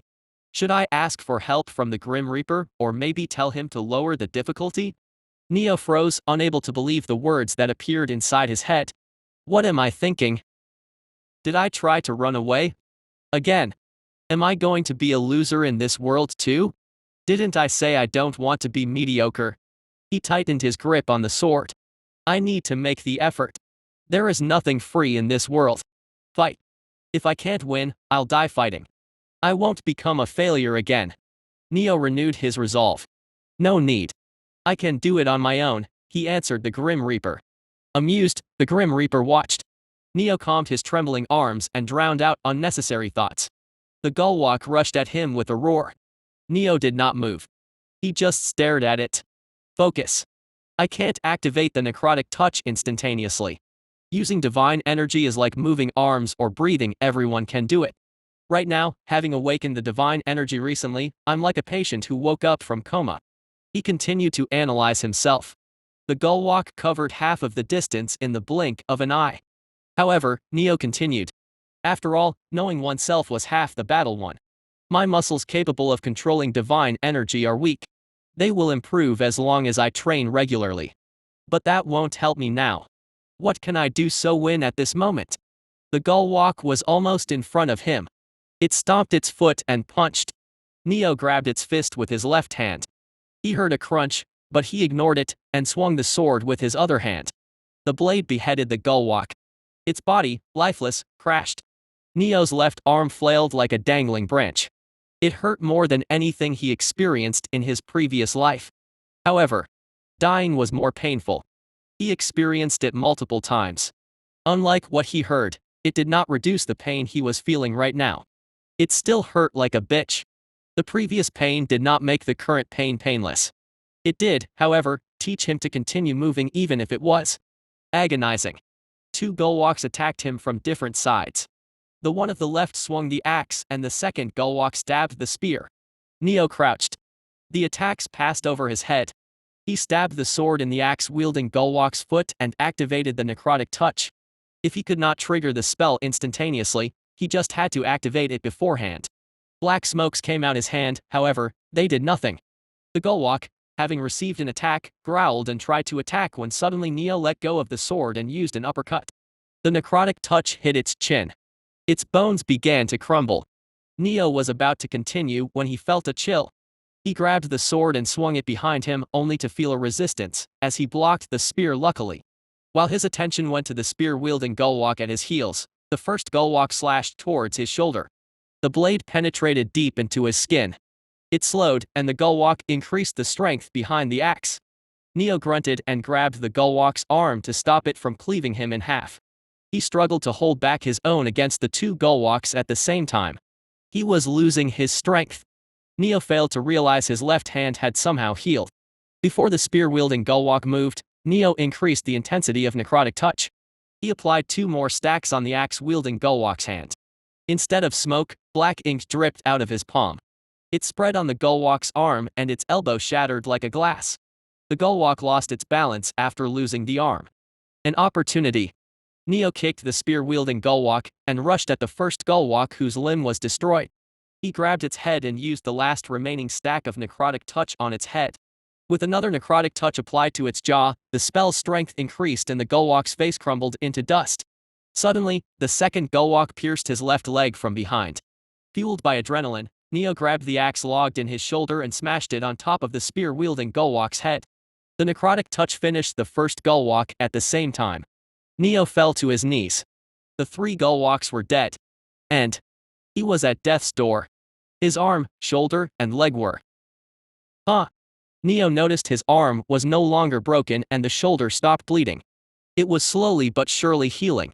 After he pulled the spear out of his leg, the injury started to close itself. What is this? It's your god blood. You are the heir of Underworld, and it's helping you. What the Grim Reaper described was not a skill, but an innate body constitution. The children of great ocean god Poseidon were stronger when they fought underwater. Those who carried the blood of high god Apollo grew powerful along with the sun's ascent and became weak when the sun disappeared. The heirs of the high god Dionysus were gained a boost in the task they did while being drunk. Neo was similar. His stats and regenerative ability gained a massive amplification in the underworld. It is also why you, a being of death, are weak in the world of living. Neo's face stiffened. Was the reason why he was always felt tired, exhausted, and nauseous because of his bloodline? Didn't it mean he was under a constant debuff? The Grim Reaper hit the beach with his scythe. Tremors, stronger than the last time, appeared. Trials of today will become your strength for tomorrow. As long as you keep advancing, you might learn to make the underworld descend into the world of living. When that happens, I'll be unstoppable. Neo understood what the Grim Reaper meant. The corner of his lips rose as he envisioned the future where he could fight without any restriction and have a constant buff. Glory awaits you, oh, great child of Monarch. So, you must train hard. The tremors died down and 8 Gullwalks came out. Neo's vision of the beautiful future shattered. Beautiful or not, he would have to survive to first. Chapter 15, Rebellion. Azure Spire Palace. Paul, who had taken Clara's appearance, met with the Queen's personal guards. Leader, is there something wrong? Why are you here, Captain? Captain, who was the kid who came to the audience hall today? The members gathered around Paul. Despite being far stronger than Paul, they did not detect his disguise. Paul released the false appearance. It's you, the members sighed. They noticed Paul was not making fun of them like he usually did after they were caught in his pranks. Sis. He changed his words. The leader has gone into hiding because she killed the kid we saw today. He had the ability to remove her curse, so it had to be done. Paul spoke with a grave expression. The Queen has ordered a purge. It's time for you all to choose a side. The Queen's personal guards looked at each other. They understood why a purge was happening. Their gazes grew determined after hearing the tyrant Queen's cruel choice. We've made our decision long ago. That's right. We have nothing to be ashamed of, we aren't rebels. We are the patriots who are protecting our country from a tyrant. Paul raised their morale. The plan is to spread the rumors of the kid's death. It will corner the Queen and make her halt the purge. You call that a plan? Suddenly, an old man, the vice leader of the Queen's personal guards, cut off Paul mid-sentence. The Queen will go berserk if she gets cornered. Who knows how many will be slaughtered when that happens? That's true. Paul agreed. Do you have a better idea, vice leader? We'll do a purge as the Queen ordered. Wah! But instead of the palace people, we will bring out the prisoners and execute them inside the palace. While the curse has weakened the Queen, her senses are nothing to scoff at. We will use it against her. By killing the prisoners, we can create chaos and the palace will be filled with stench of blood. It will fool the Queen. In the meantime, we will evacuate the palace people before she catches on, the vice leader explained. That's a very good plan. Why didn't I think of it before? Paul muttered. The Queen was at the death's door. As long as they waited, she would grow weak and would no longer be a threat. Because you are still green behind the ears, the vice leader snorted. The members of the Queen's personal guard cheered for the vice leader. They got to work. Half of them went to the underground prison to bring out the prisoners, while the other half started the evacuation. The palace people were not given the reason behind the evacuation. They found it weird that they were using a hidden exit to leave the palace. However, no one raised a question since it was the order of Queen's personal guards. The screams echoed in the palace for hours. While most of the Queen's personal guards were busy with the task, the leader and the vice-leader met with the tyrant Queen in the audience hall. The hall was deserted save for the Queen on the throne, the vice-leader and the leader, who was Paul in Clara's disguise. "How is the progress?" the tyrant Queen asked. "The task is going smoothly thanks to the Queen's grace," Paul said. He noticed the purple markings appearing on the tyrant's Queen body. The curse entered its last stage. Nonetheless, looking at Queen's demeanor, no one could tell she had one foot in the grave. The Queen nodded and looked at Clara. "Since you are here, I take it as Clara is still guarding Neo?" "Indeed, it is as you." Paul froze. A look of horror appeared on his face. The Queen knew he was Paul in Clara's disguise. How was that possible? While Paul was only an awakened demigod, his camouflage was perfect. No one, not even exalted demigods, could see through his disguise. "Why aren't you answering?" the Queen asked. Yes, sis is G guarding him. I took her appearance to smooth the process of purge. Paul answered despite being shaken. The Queen tilted her head. Her eyes narrowed. "You just lied." She treated Clara and Paul as her own children. While she couldn't tell it if Paul guised himself as other, it was easy for her to tell him out when he became Clara. None of their habits were same. Similarly, it was easy to notice when Paul lied after being caught red-handed. She could clearly remember how many times Paul, as a kid, sneaked into the kitchen for late-night snacks and lied in the morning when she asked him about it. A small smile appeared on her face and she hid it quickly. "Where is Clara and who is guarding Neo right now?" she asked. Paul was frozen stiff with fear after having his lie revealed. He couldn't think and couldn't answer. His heart was beating so loudly he felt it would break his ribs. If he lied again and got caught, it would be the end. Suddenly, the vice-leader grabbed his collar and threw him towards the door. "Run. Tell others we were exposed. I'll hold her back and buy time for you." "Oh, okay." Paul stood up and tried to rush out of the door. "What are you two doing?" The doors suddenly shut closed by themselves. "What do you mean you were exposed?" Hearing the chilling voice, Paul pulled out his sword and got ready to fight alongside the vice-leader. The vice-leader shouted. "Paul, I told you to run. You can't do anything against." He couldn't complete his words. His body was abruptly crushed into a paste of meat and blood. It was as if he had been hit by an invisible hammer. The tyrant Queen did not even lift her finger. She just sat there menacingly. "Paul," the chilling voice commanded. "Lower your sword." She was not stupid. She knew Clara had the ability to cast curse. But they were her children. She treated them no different from Amelia. So, why were her children trying to kill her? An unfathomable amount of pressure descended on the Azure Spire Palace. Anyone inside it was brought to their knees. They found themselves unable to move. They felt like they were being crushed by gallons of water. Cracks started to appear on the foundation of the palace and the whole place shook. "Drop your sword, Paul." Chapter 16, Mother's Sorrow. Paul gritted his teeth and glared at the Queen. "I won't." His bones snapped. However, he did not heed her words. The pressure suddenly disappeared and the Queen stared at him. Worry and anxiety were hidden deep in her eyes. Her gaze was focused on his bleeding body. But her face remained impassive. The doors of the hall opened. Amelia, along with several her personal guards, rushed inside. "Mom, are you okay? What was that?"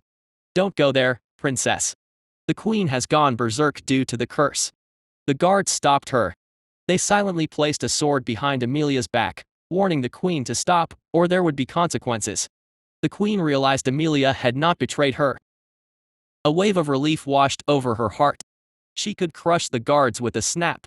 But her gaze returned to Paul. They must have killed Neo or imprisoned him. There was a high chance Neo was dead. The tyrant Queen never believed he was immortal. She only threatened him back then to see how he would react. With Neo dead and Clara in hiding, there was no way for the Queen to save herself. After her death, Amelia would suffer. Because she was a tyrant's daughter. "What are you doing?" Paul glared at the guard who had placed a hidden sword behind Amelia without her knowledge. While he was against the queen's tyranny, he knew Amelia was innocent. His words cleared the queen's thoughts. She knew what she had to do. Get out. She waved her hand and a powerful gust of wind threw all of them out of the audience hall. The doors closed behind them. Amelia stammered to her feet and banged her wrists on the door. Mom. Open the doors. Open. It. Hick. Hick. Please. Tears flowed out of her eyes. She turned to Paul and held his shoulder with trembling hands.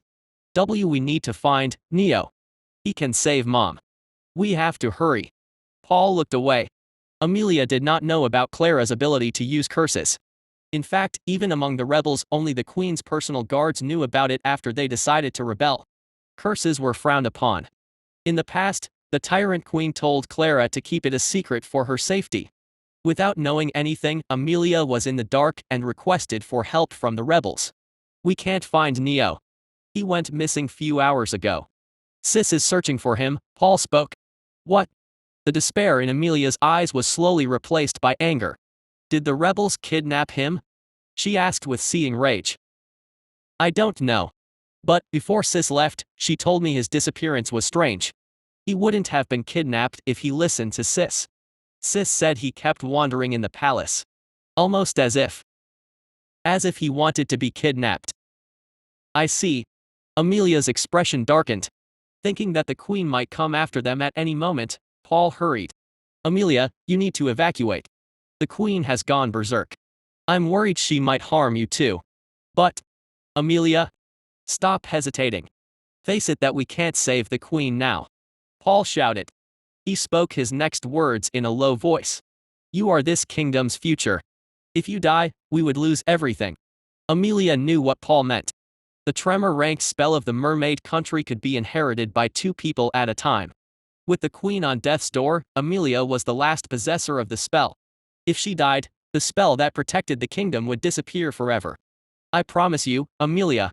I will do my best to save Mother. So, leave it to me and go. Listening to his words, Amelia broke down into tears. Underworld. Neo's back rested against the sandy beach. His clothes were ripped and dried blood was stuck on his body. I feel like shit. The beach was filled with corpses of gullwalks. Some were slashed in half, some had crumbled into dust, and some had been brutally bashed with fists. He absent-mindedly stared at the sky. Time remaining, 00 hour, 30 minutes. He had been fighting for only 12 hours. Wow, fuck. It felt like days to him. I'll kill myself if the growth I felt was also an illusion, saying so pulled up the status screen. Neo Hargraves. Rank, Grade 5 Awakened. Divine Energy Purity, Grade 1 Awakened. Stats. Strength, 19. Speed, 21. Dexterity, 17. Constitution, 14. Luck, 0. Affinity, Death, Shadow, Darkness, Void. Magic Spell, Necrotic Touch. Bloodline, Monarch of Death. Unique Skill, Death, Immortal. Quest, Save the Queen, in progress. His strength and constitution increased by 3. It was a massive increase. Normally, a demigod needed to train for a few weeks to increase the stat by 3. Neo felt his growth speed was justified. His training intensity, unlike normal people, was beyond nightmare difficulty. He could not remember how many times he broke his bones and was nearly decapitated. These sick gullwalks were perverts who liked to behead their enemies. Audience hall. The tyrant queen stared in the air absent-mindedly. Where did things go wrong? She never experienced love. She trained until her hands bled. She stood against the countries trying to exploit the mermaid nation alone. Why was she being turned into the evil? Hadn't she always put the country before her own well-being? To be honest, she did not care about the rebellion, being called evil or how others called her a tyrant. It happened because of her own choices. She wouldn't deny them. But watching her own children leading the rebellion broke her heart. She covered her face with her palms. Tears slipped from in between her fingers. They were the tears of a mother. She could barely maintain the countenance of a tyrant. How could she care about dignity after what she saw? Time passed. Elizabeth wiped her tears and stood up. She left the audience hall. Her steps carried the grandeur of a queen. Her gaze was cold and confident like a tyrant, and the feeble mother was no longer to be seen. The palace was empty. The tyrant queen returned to her room. To rest. Forever. Azure Spire Palace. Paul carried Neo's corpse towards the queen's location. It was for an important task. Neo, an awakened demigod, could cure Queen's curse. He was capable and thus might have someone powerful as a backer. If Neo's backer found out he was killed by the rebels, they would be thrown from fire into frying pan. Paul planned to pin the death of Neo on the tyrant queen. This way, the rebels would not be blamed. And they might be able to befriend Neo's backer. Where did she go? Paul thought. The queen was not inside the audience hall. He searched the palace and did not find her anywhere. She is not in the office, not in the treasury, and not in the weapons barrack. Where is she? Don't tell me. He rushed towards her room. Opening the door, he found her inside. A hollow laugh left his mouth. This fucking bitch. Chapter 17, Meeting the Curse's Caster.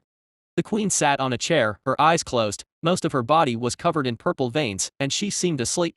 Did she come here to die like this? How far will she to go to maintain her dignity as the tyrant? It's because you do things like this that you've made enemies everywhere. She must have been in terrible pain. Nonetheless, her expression remained stone cold. It irritated Paul. If it's going to be like this, I would rather kill you with my own hands. He was thankful that Clara wasn't here. Because she would have definitely stopped him. Even the reason Clara casted the curse was because Paul persuaded her. Paul threw Neo's corpse aside and pulled out his sword. He approached the queen. His arms shook and his breathing became ragged. He could not help but worry if the queen would wake up. While his complete focus on the queen, Neo's corpse moved. The injury on his neck rapidly healed and he opened his eyes. As he woke up, he realized 40% of his divine energy was used to heal his body before his soul was revived. What a shitty skill. Paul snapped his head towards his back when he heard the voice. Before he could see Neo, Neo used necrotic touch and grabbed his face. Black ink dripped from Neo's hand after he applied 3 stacks. You're alive. Paul, his face covered in black ink, jumped back, dumbfounded. He could clearly remember the sensation of Neo's cold corpse. How? Are you an illusion created by the queen? Neo did not respond. He stared at him with cold eyes. In truth, Neo was in a daze.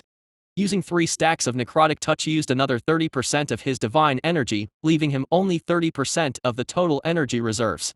He was anemic after burning so much god blood. Slightly out of it, he looked at the room. The queen, asleep, was resting on the chair. He stood near the wall and it was dark outside. The only enemy inside the room was Paul. You. Why aren't you responding? Paul pounced on Neo. Just as his sword was about to hit him, Neo activated the spell. The dark ink on Paul's face seeped into his skin and began to devour his lifespan. RGH. What is this? It hurts. It hurts. It hurts. Unlike the Gulwalks, Paul's body did not shatter, and he seemed to be under immense pain. Was it because he was a living soul? Neo watched him calmly. He did not like torturing people, but there was no need to show sympathy for those who killed him. Now, how do I call your sister? If I remember correctly, both of you have an artifact that tells you if the other's life is in danger. As soon as Neo finished his words, his death affinity reacted. An overwhelming amount of danger was coming at him. He didn't dodge. The wall next to him broke as a hand came through it and grabbed his neck. What did you do to him? Clara questioned, enraged. She walked through the wall as if it was made of paper. Answer me, she spoke in an icy voice. Orbs of liquid metal materialized in the room. They transformed into weapons aimed at Neo. Neo, unaffected by intimidation, grabbed her arm and applied 2 stacks of necrotic touch. Clara sensed something was wrong and hurriedly threw him away. He crashed through the broken wall. This is. Clara noticed the black markings on her hand. Her face hardened as she recalled Neo's curse ability. She could feel her lifespan draining at a snail's pace. It was not dangerous for her, but it could kill Paul, an awakened demigod, within a week, and Paul had a stronger curse cast on him. Neo did not stand up. He remained lying on the wall's rubble and stared at the roof in a daze. It's a death mark, he explained. Once that appears on your body, you will die, no questions asked. Clara clenched her teeth. Her brother's blood-curdling scream filled her with despair and anger. Desperate to stop Neo, she stabbed a sword into his leg and twisted it. "Release the curse on my brother or—" Her words were struck in her throat. She thought Neo would scream or cry from the pain, just like her brother, but he stared at her with a calm, unmoving gaze. "I told you," he spoke unhurriedly. "I'm immortal. Death threats or torture wouldn't work on me." In panic, Clara forgot Neo was supposed to be dead. Her face went under countless changes when she realized he was actually immortal.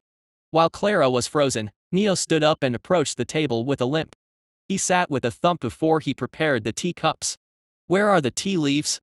He opened the teapot. "Clara, can you get me some tea leaves?" "They should be in the cabinet." "What? Tea leaves? In the cabinet?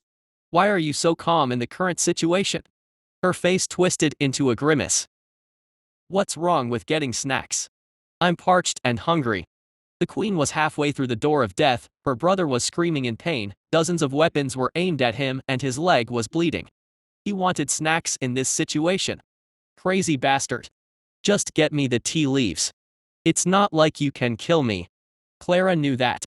Only the curse's caster could do something about the curse. If she wanted to save Paul, she had to listen to him. Of course, it was a lie woven by Neo. Necrotic touch, a magic spell, would disappear after his death. It would not linger like a curse.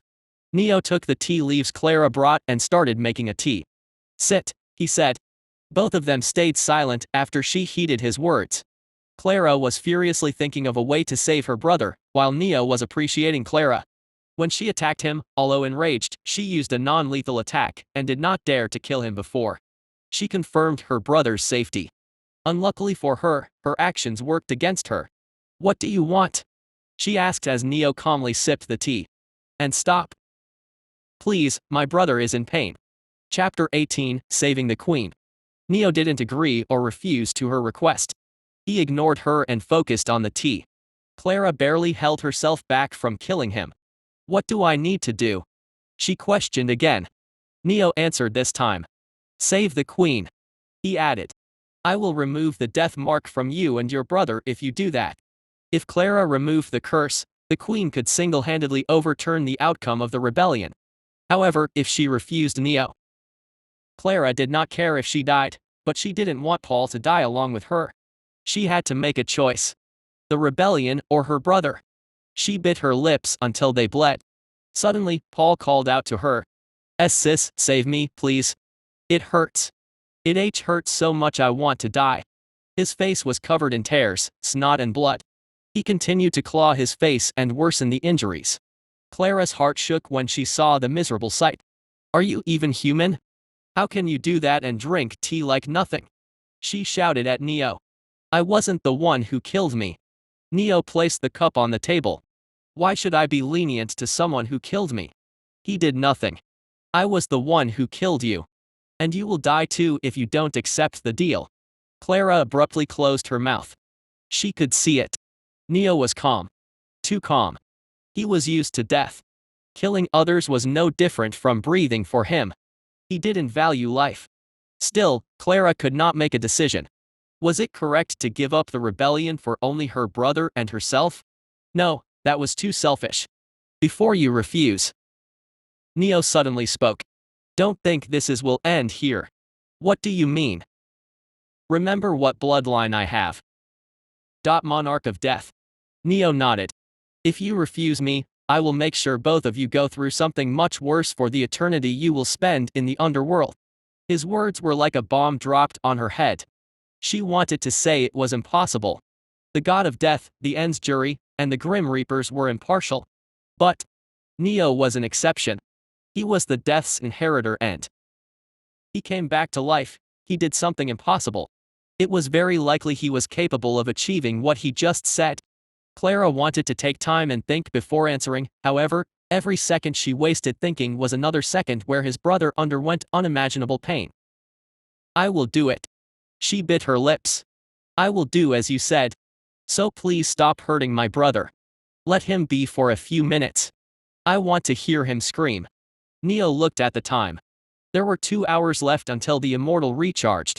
If he let Paul go, what was he supposed to do? Dance. He had a reason to stall for time with his answer, even if he looked like a psychopath.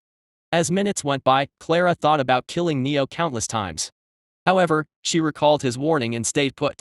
She was far stronger than Neo, and still she was helpless. Clara felt miserable. It was 1 a.m. when Neo finally moved. We should save the queen, she has only a few hours left. He picked Elizabeth up in a princess carry and made her lie on the bed. Her body was hot and she was barely breathing.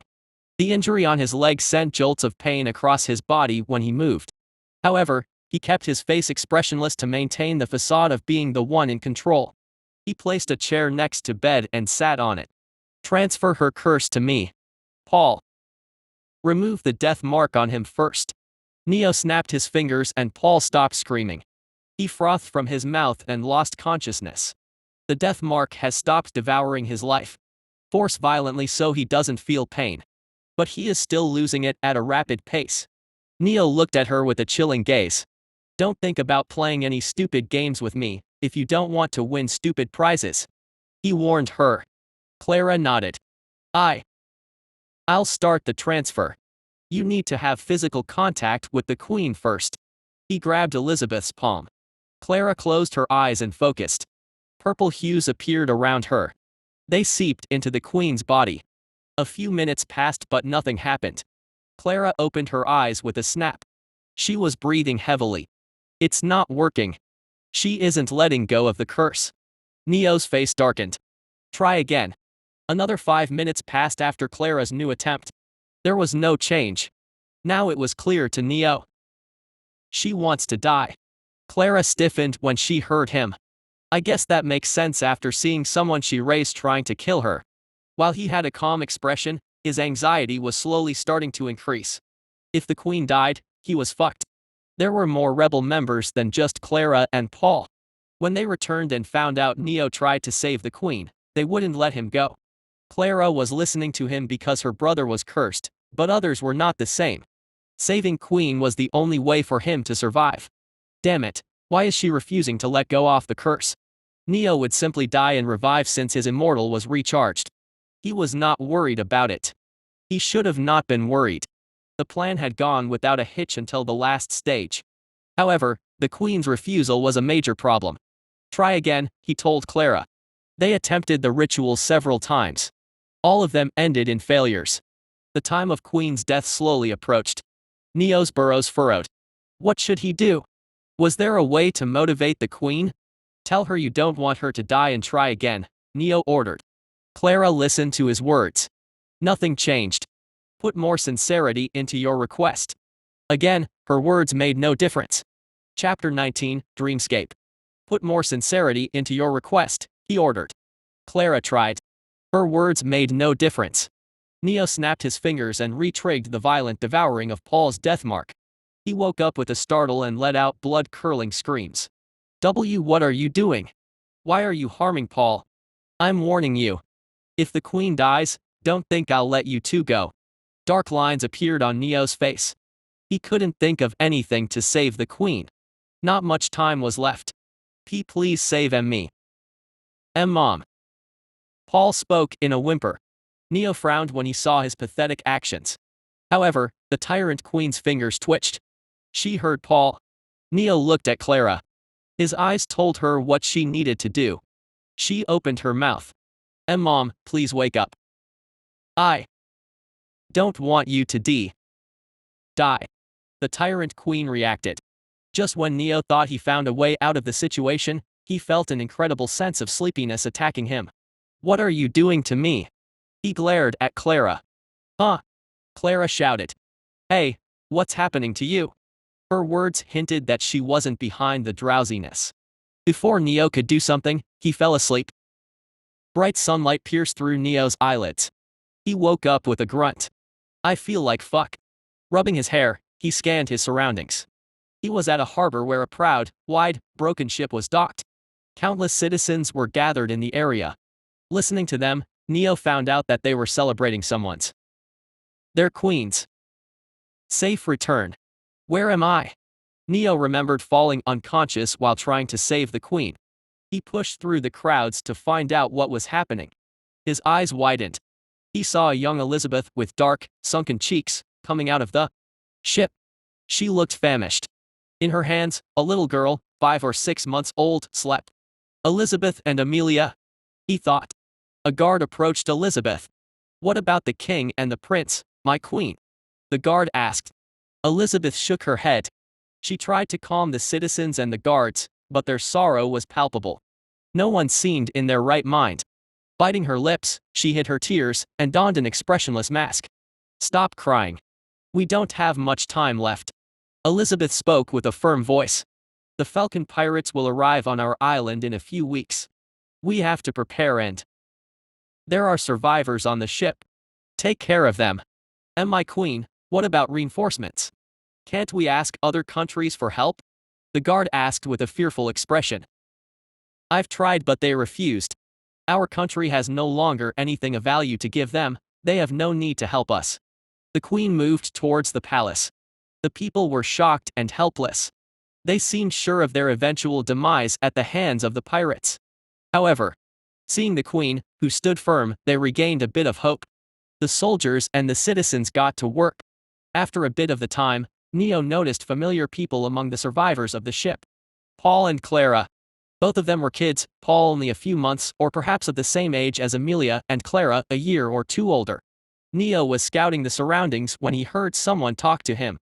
The queen had been living with her husband until now. Her ship was attacked on her way here. Turning around, he noticed a 10-year-old Amelia. No. She looked similar to Amelia, but something was different. He couldn't put a finger on it. Still, he could tell she was not Amelia. Who are you? He asked. Guess who I am? She gave a cheeky smile. Elizabeth's secret child. She stared at him as if looking at an idiot. No one can talk or see you except me. Shouldn't you have thought I was this dreamscape's owner? Oh. Neo's eyes slightly widened. He looked at her carefully. I didn't know you were a pervert who thought of herself as a kid, despite being so old. You weren't going to call me old, right? The pressure of the tyrant queen surrounded her. Neo took a step back and shook his head unconsciously. I wasn't. Good, she smiled. Follow me. They walked on the beach alone. Neo knew he had to persuade her to transfer the curse to him, but judging from the situation, it seemed Elizabeth pulled him here for a reason. She must have something to say to him. He decided to hear her. The pirates won't be able to defeat my country, she told him. I know. Since the mermaid country is still standing, you must have won against the pirates. That's not it.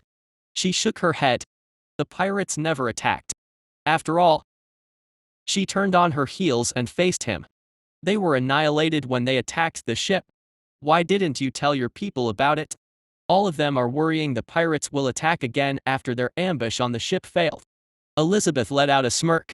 It was a good thing she was a kid, otherwise Neo might have received a heart attack seeing her smile so much. I couldn't tell them how the pirates were defeated. Can you guess how it happened? Neo thought about it. The answer was clear. She did it with the help of the tremor rank spell of the mermaid country. Unlike what everyone thought, the spell was not the country's heritage. It was given to Elizabeth by Amelia's father, the great ocean god, Poseidon, when the pirates attacked. This was revealed in the novel. No one knew the true identity of Elizabeth's husband other than her. You can't guess it. Neo stayed silent. The pirates were defeated by my twin sister. It was the first time he heard about Elizabeth having a sister, much less a twin. She laughed when she saw his expression. So even you can make a face like that? Twin sister? He asked. Yes, my twin sister. She was Amelia's birth mother and the wife of the great ocean god, Poseidon. What? Chapter 20, The Truth That Was Never Shown in the Novel. What? Neo was dumbfounded. Elizabeth explained to him. Her sister lived in secrecy. No one knew she even existed. Her sole purpose was to replace Elizabeth if she was assassinated. The heirs of Mermaid Country had been assassinated countless times when the country refused other nations' demand in the past. The practice of having a hidden heir came into existence due to it. My sister didn't like a life like that and ran away. After her disappearance, my parents grew, well, let's just say my life became not so good anymore. I was married to a prince of another country and had to live with them. He never loved me. She chuckled. Turned out he liked men. To hide the secret, I had to undergo insemination. I gave birth to Clara and Paul. As he heard her, his mind was thrown into chaos. Amelia was her sister's daughter. Clara and Paul were her children. It sounded like nonsense. However, a lot of things made sense. It explained why she would take care of two orphans so much and why was she hurt when Clara and Paul tried to kill her. They were her actual children, not just adopted. Thinking logically, since Amelia looked similar to her and no one knew Elizabeth's sister's existence, she had no choice but to act as if Amelia was her daughter. When the pirates attacked the ship, my sister returned with Amelia. She defeated the pirates and gave me the tremor rank spell and Amelia, saying she was on a run and had to leave as her life was in danger. She asked me to protect Amelia before she left. After explaining everything, she looked at Neo to know what he thought about her life. This was the first time she told someone about it. There was a single thought in his mind. What the fuck in abracadabra shit was this? Was why something so important never explained in the novel? Maybe the author planned to reveal this during the final arc. Neo calmed down after reaching a conclusion. Why are you telling me all this? I don't care about your past. His words made Elizabeth freeze. A downcast expression appeared on her face. Right. Why would anyone care about me? She returned to her tyrant queen demeanor. I don't want to live. Leave. I have no intention of giving my curse to you. No, I won't leave you. He stared at her with a determined gaze. You won't die as long as I'm here. If she died, Neo would be in deep shit. And she had to give him the tremor rank spell and the replica of Poseidon's trident. What? You just said you don't care about me and now you don't want me to die. Are you making fun of me? A terrifying pressure descended. Don't overstep your boundaries, kin of death. Her chilling voice sent shivers down his spine. However, he maintained his stance. I'm not making fun of you. It's you who are making a mockery of yourself. What are you trying to achieve by telling me about your past?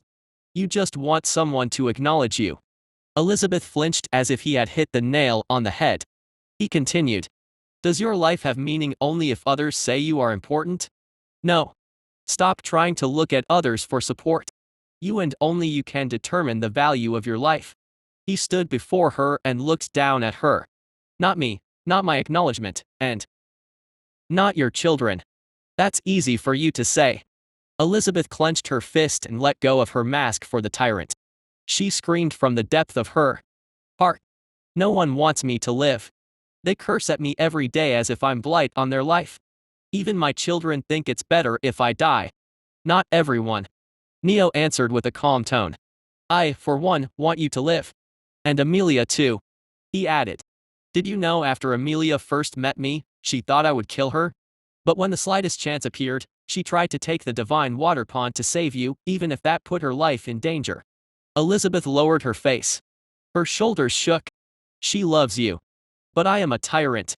She knows it and I know it too. Silence descended between the two. Only the noise of the sea and Elizabeth's hiccups continued. Tears dripped onto the sandy beach. I'm not crying. I don't see any tears. A tyrant never cries. Is that so? If you tell anyone what happened here, I'll imprison you and torture you. Sounds painful.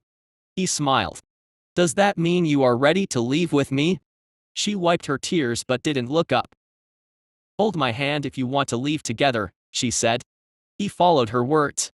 I don't care what happens to you after you take my curse. Even if you die, it's your fault. Just as they were about to disappear, he heard a small whisper. Thank you. She raised her head and smiled at him. It wasn't scary like her usual smiles. Her smile was lovely. Neo woke up with a groan. Not much time passed since he lost consciousness. The hours he spent with Elizabeth in the dreamscape were mere moments in reality. What's happening to you? Stop shouting, he ordered, irritated. I thought you were about to lose consciousness. You don't need to think. Just do what you are told. Clara clenched her fists. Her nails dug into her palms, but she did not talk back. Suddenly, the purple veins on Elizabeth's body wriggled. They moved towards her arm and seeped into Neo's arm as he held her hand. The curse is transferring. She let go of it. Clara exclaimed. Neo grunted. The pain was beyond anything he imagined. He felt he was skinned alive and dipped into salt water. She had been enduring this for days? He shuddered. His skin cracked, revealing purple veins, and his body rapidly deteriorated. He felt someone grabbing his hand. Raising his eyes, he noticed Elizabeth looking at him with a stone-cold gaze. She looked calm, but the warmth of her hand revealed her worries. Elizabeth tried to sit, but Neo stopped her. Arrest. Don't worry, these two won't do anything to you. His lips turned black and his nails started to fall off. It didn't take long for him to lose his eyesight and hearing. I'll back. Neo tried to smile, only to fail miserably. It made her heart ache. Don't forget. I'm immortal. He went limp in her hands. Elizabeth had no choice to believe his words. Because she did not think she could forgive herself if he never woke up again.